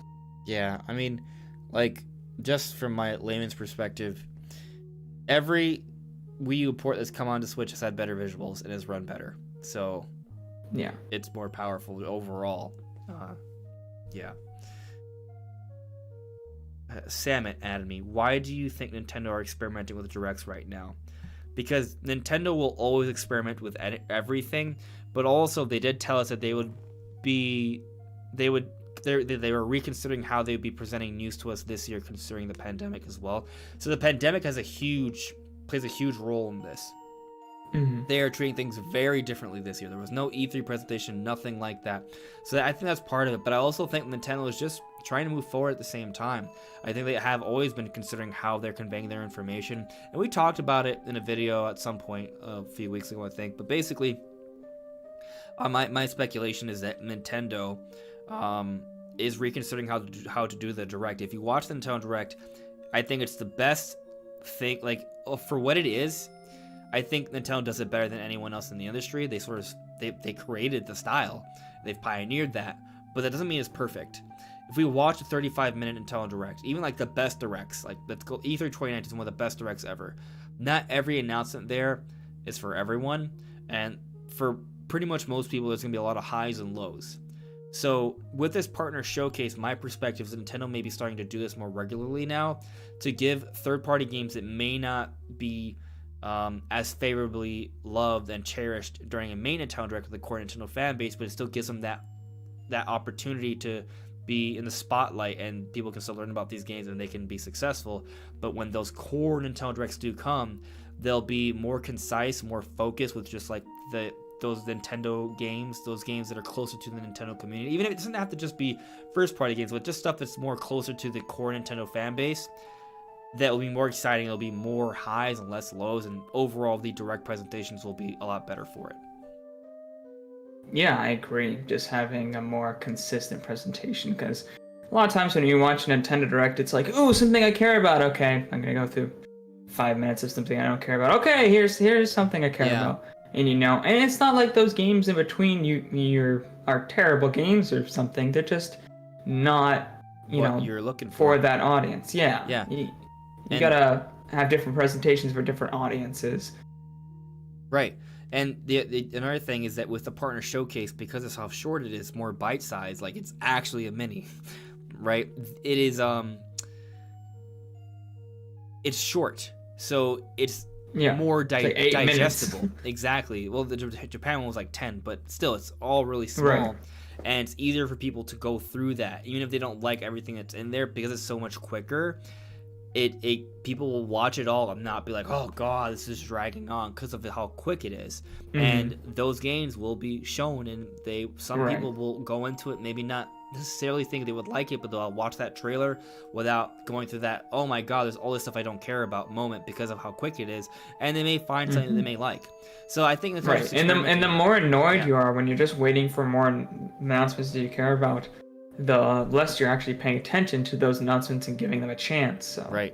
Yeah, like exactly. So like with the partner showcase, there's like 4 games, and each one we're like, yep. There was a wrestling game, there was Cadence of Hyrule, there was that shooting game, and there was Shin Megami Tensei. That's Rogue it. Company was the shooter, by the way. It's actually really good. A lot of big streamers are streaming it. Okay, but point is that all those games are getting attention, and so I think it's smart. But that's why I think that Nintendo's experimenting, because they're just trying to come up with better ways to do it. So before we call it a night, let's talk about that thing I said I wanted to talk about, and that's Switch VR. So we've touched on it already, like this idea that Nintendo may have a revision next year. There's some evidence suggesting that in the there was a data mine a while ago suggesting that there's like other models in the works, preliminary support for those models. Mm-hmm. And one of them has like an additional screen support. And Nintendo has already experimented with VR with the Switch, with that whole Labo setup thing, and you've tried it and you like it. But we're also looking at this year, and it's a very, very slow year, guys. This might be the worst year of the Switch. But it could be the calm before the storm. Nintendo could be stocking up some really awesome games to perhaps launch with the Switch VR.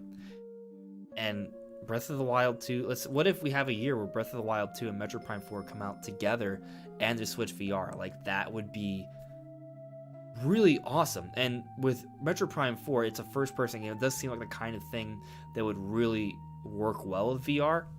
And Nintendo's already experimented with it with Zelda. What if they came up with a way to make VR a lot more comfortable, a lot more mainstream? How would that be done? I'm not entirely sure. But honestly, I think there's a potential here. There are 2 things that I think hold back VR currently, and they don't actually have to do with the quality of VR. I am a firm believer that the quality of VR right now is perfectly acceptable, especially if you buy the higher end units. But even the mid-range units are very nice, very comfortable. A lot of them are wire-free, and I don't think the form factor is really the issue anymore. I don't think that's the problem. I think the problem is price and software. There's not been that many killer apps for VR. Now, that new Half-Life Alyx was a really big one for VR, and I think that's one of its first actual, like, a VR game that feels like a full game. It doesn't feel like an experience, it feels like a game. And I think that's where VR has to go in order for it to succeed. It has to be actual games, can't just be little tech demos, and I can't have to pay $500, $600, or even at the lower end, it's still like $300-$400 for these quests. If I'm remembering correctly, like, they're expensive. They're cheaper, yeah, but they're still several $100s. So I think price and software are the 2 things. I think they're plenty comfortable, and their form factor is really good. They're in a really good place with that right now. Yeah, for sure. I'm just looking through the chat here. Couple things. Birdman asked, wait, so King Zell said that announcement might happen this week. So he said something along the lines like, I'll just read it here real quick.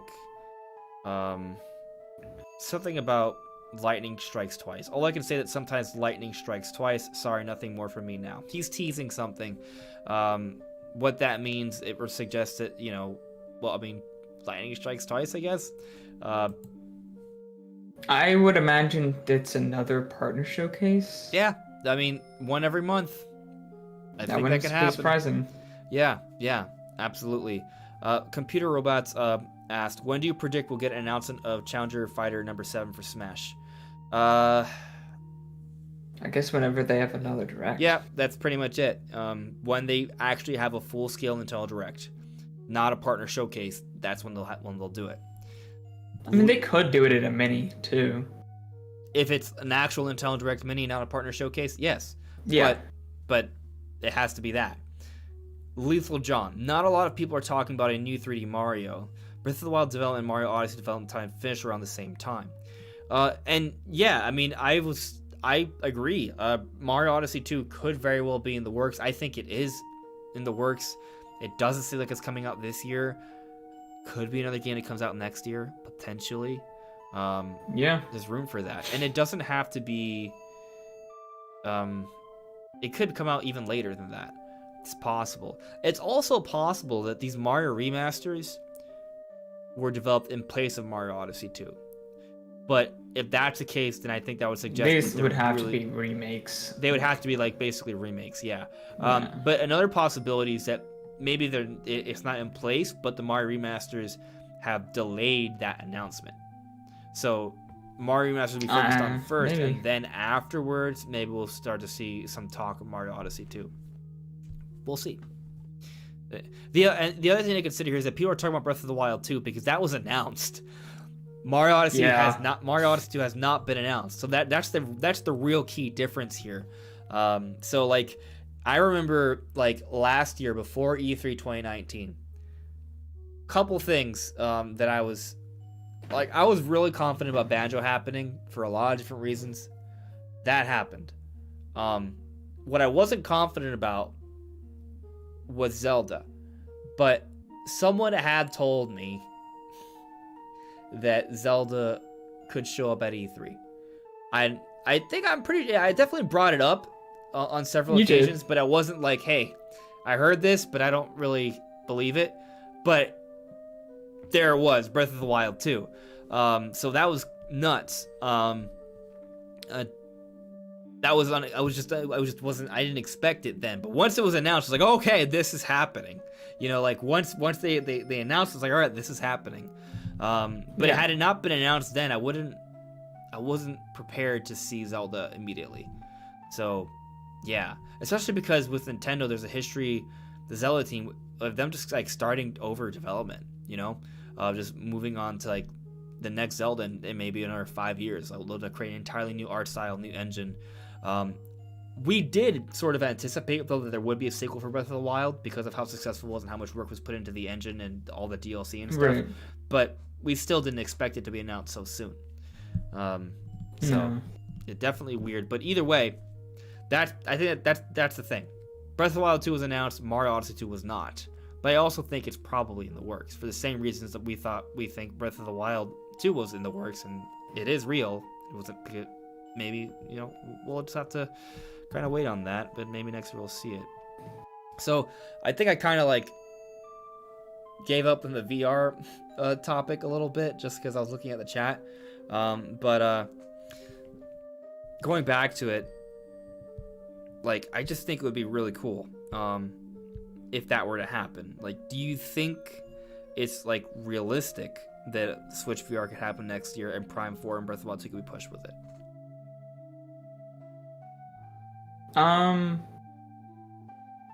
I think they could do something with like Prime HD, have a VR mode for that. I don't think Prime 4 will be ready for next year, so maybe they'll have a Prime Trilogy update for that.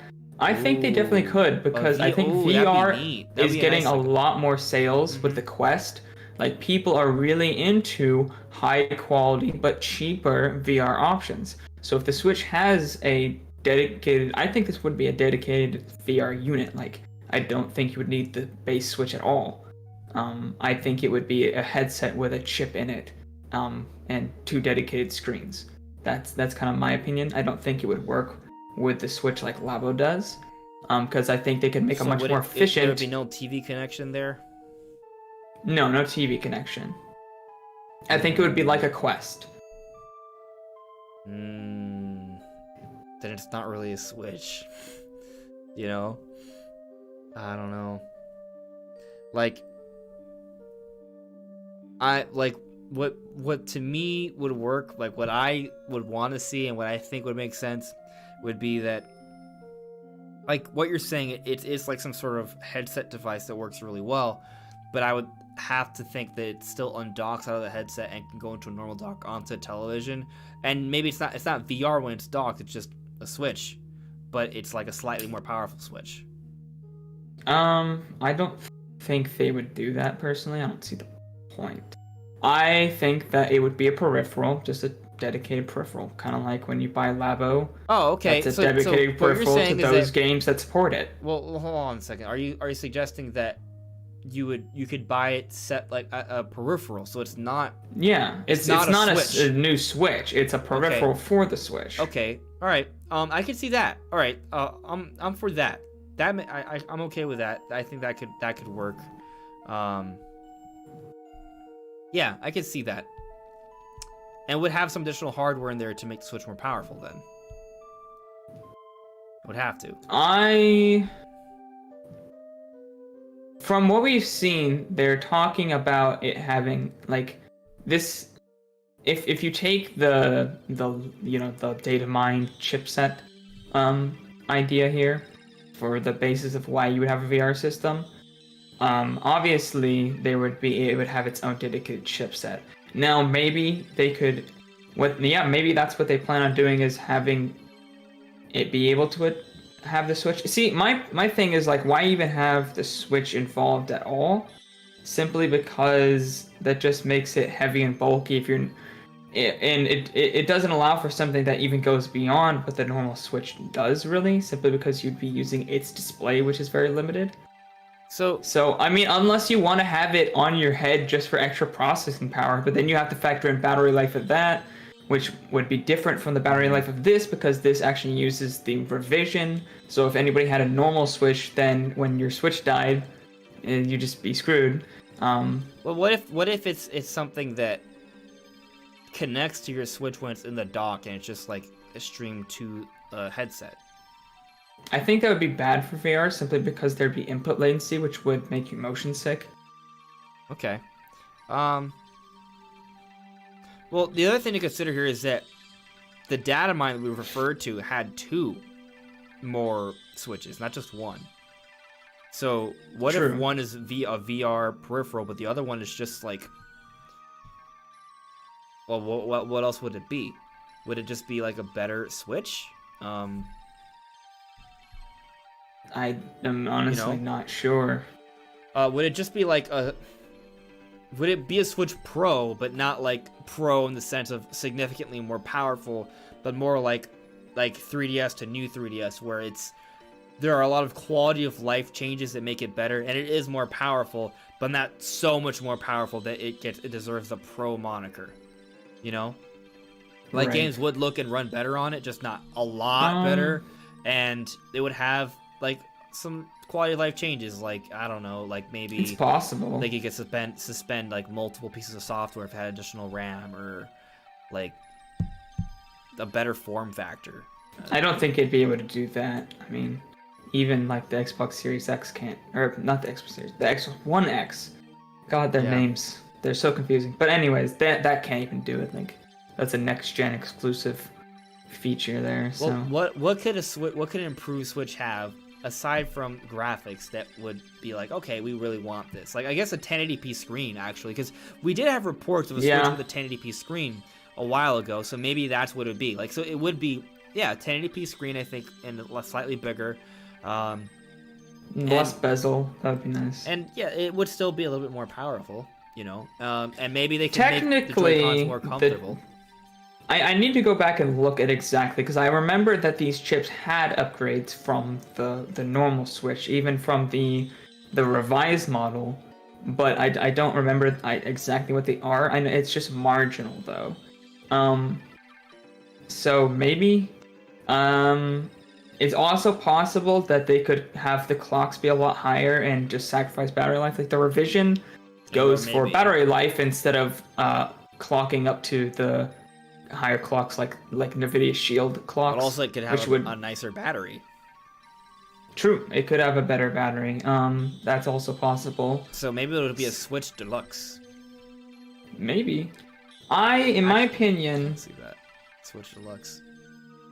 I need to go back and look at it, but in my opinion, it is possible that they could do a new 3DS style upgrade. Switch Plus. It wouldn't be anything amazing, but it would be... Yeah, Switch Plus would be cool. Because the Switch Plus, I think, is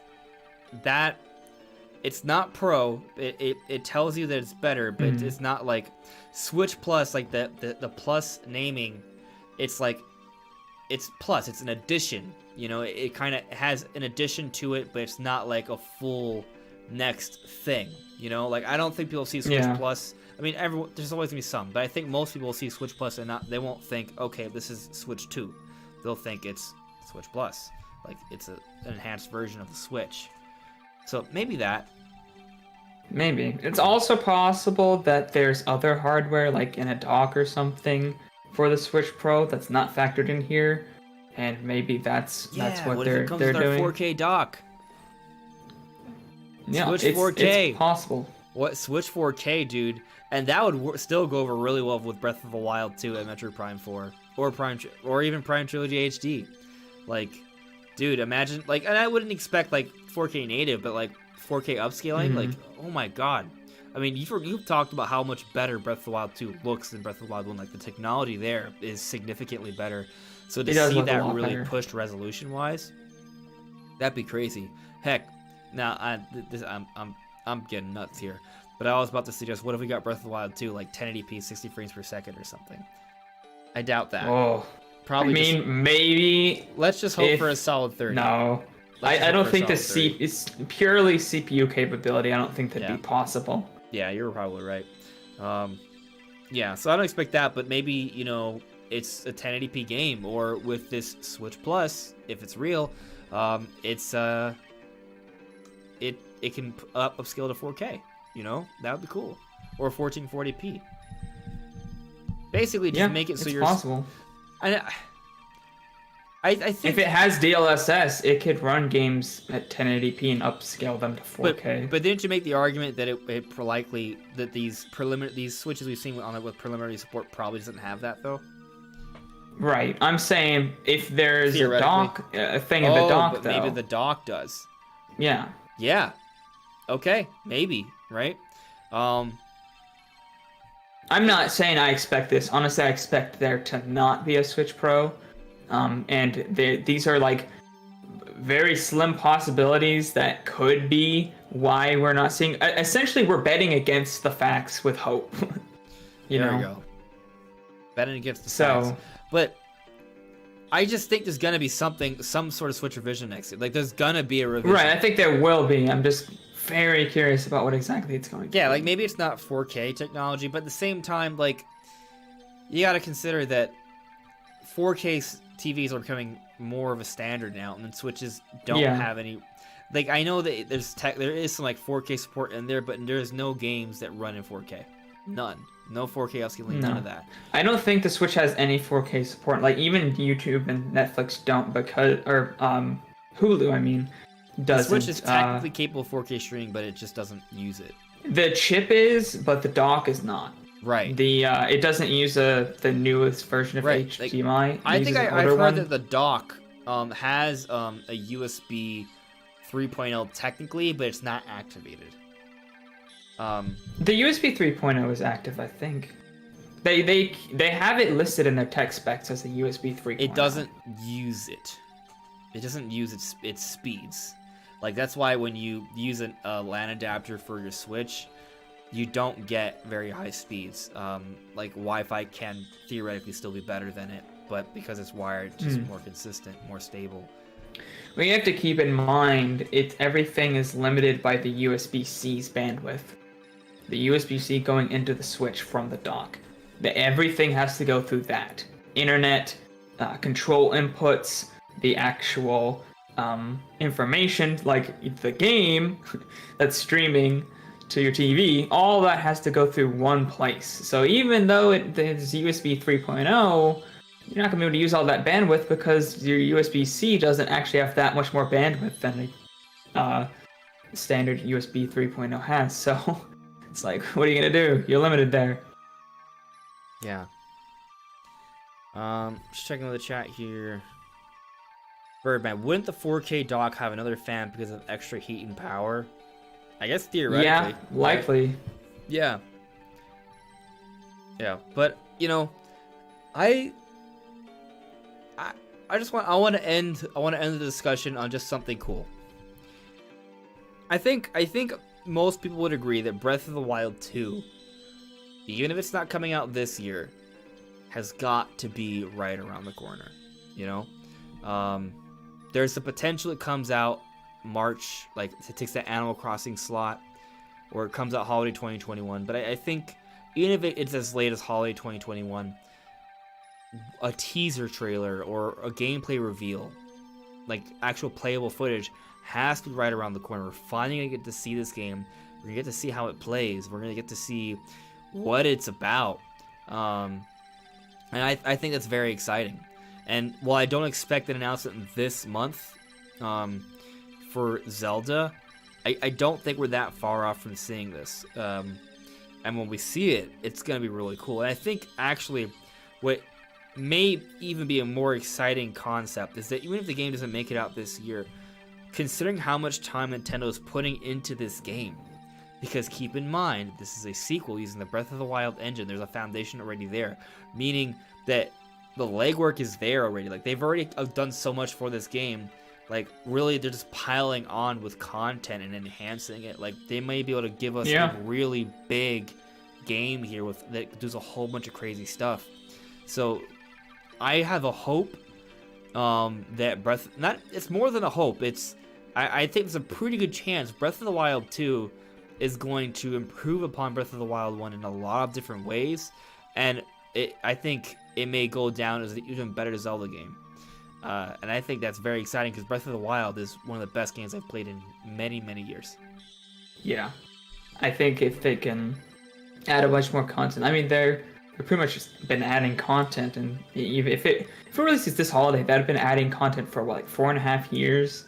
Something ridiculous like that? 4 years? 3.5 years. 3.5?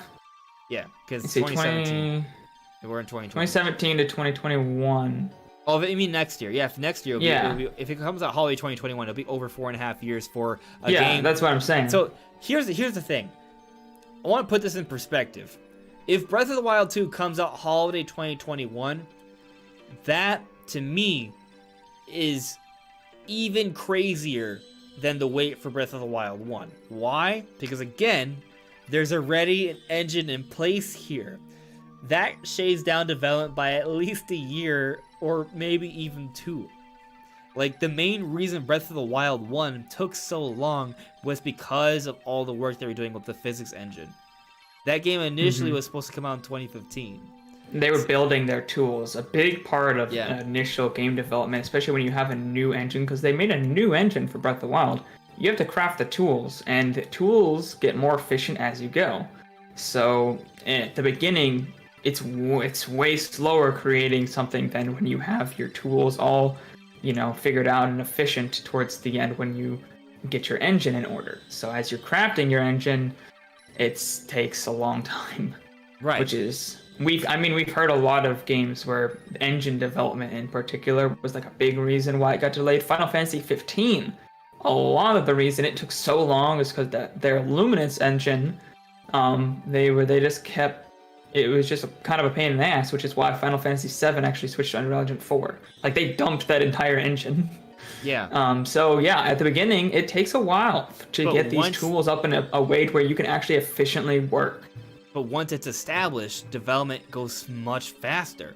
So, in other words, if Breath of the Wild 2 ends up coming out holiday 2021, you'll be pretty much only about 6 months off to close to a similar development cycle to the original Breath of the Wild, but they're already but they already had that game got delayed. Right. Twice. So like I think we're in a situation where if that happens, the game's just gotta be like huge, dude. And I think the thing is that when you take a look at all the 3 different 3D Zelda games, they always make sure every single game is very different from the previous one. That's why they come up with a different art style and all that stuff. Even Majora's Mask, which is a direct sequel to Ocarina of Time, which reuses a whole bunch of assets, it feels and plays so differently in so many different ways. It has a completely different feel and atmosphere than Ocarina of Time. So with Breath of the Wild 2, I think this game, that maybe a lot of why they're taking so long is just to make sure this game feels completely fresh and new, even though it is a direct sequel. Yeah, I mean, Link Between Worlds is set in the same place as Link to the Past, but those games are so different. Yeah. Because it's essentially a reimagining of that story. Yeah, it's like a pseudo remake to an extent. Yeah. Which is cool. But we will see when this happens. We'll see when the Mario stuff happens. We'll see when the Switch stuff happens someday. I don't expect to get any like major announcements from Nintendo anytime soon, but we may get more little things like this Nvidia stuff for the next couple of years because, well, that's just going to come up as, you know, the news cycle goes and the R&D continues to happen. But yeah, guys, that's pretty much the end of the discussion. I think it was all right. We did okay. But yeah, I think both. I know you said you weren't feeling well. I have a headache. I have to continue moving, so I think we're gonna call it a night. Got any final thoughts, Brandon, before we say goodbye? I'm just curious about what Nintendo's doing in the future with their, you know, next gen system and whatever sort of maybe VR or Switch Pro or whatever might be coming out next year. I just want to know what's going on, and, you know, in general, I want to know what their plans are. So I think, you know, we're getting to the point where they got to start announcing stuff soon. So I think might be starting to see the light at the end of the tunnel here. Hopefully. All right, guys. Have a good night. Take care. Bye, guys.